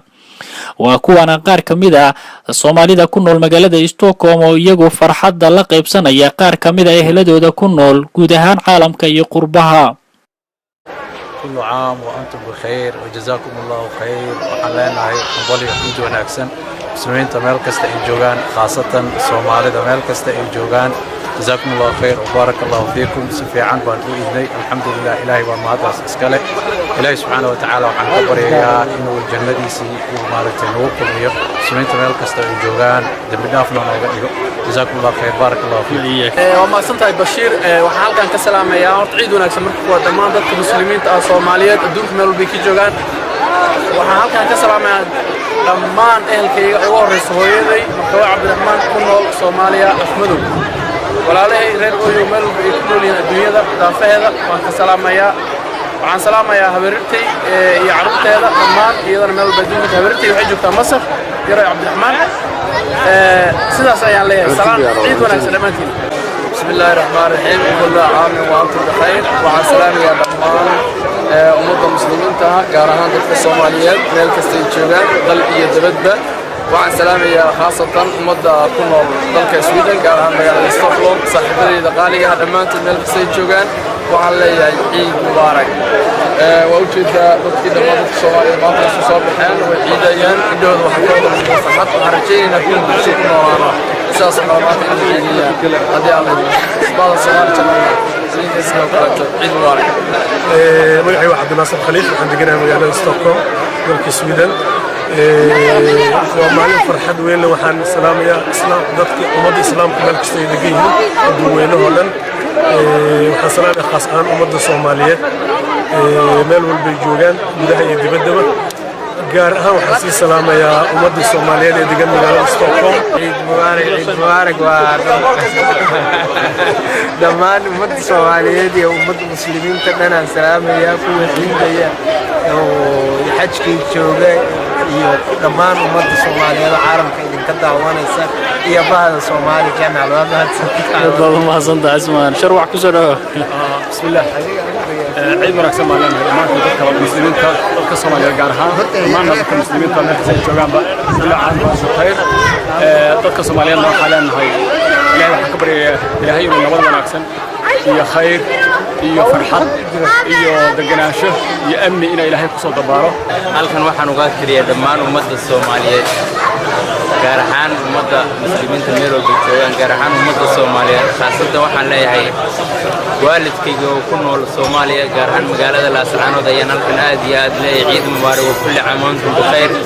إن شاء الله واحد جينا دمان أمة الصومالية دين إلهي وناقي خير يبركة حدوده وحام هلكن كسلام يا أمة الإسلام لم نلقص عالم كارهان أمة الصومالية كسلام يا السلام عليكم ورحمة الله وبركاته عيد مبارك كل عام وأنتم بخير كل عام وأنتم إلى الله أقرب أمة المسلمين إلهي قبرنا سبحانه وتعالى عيدا عيد الكرسي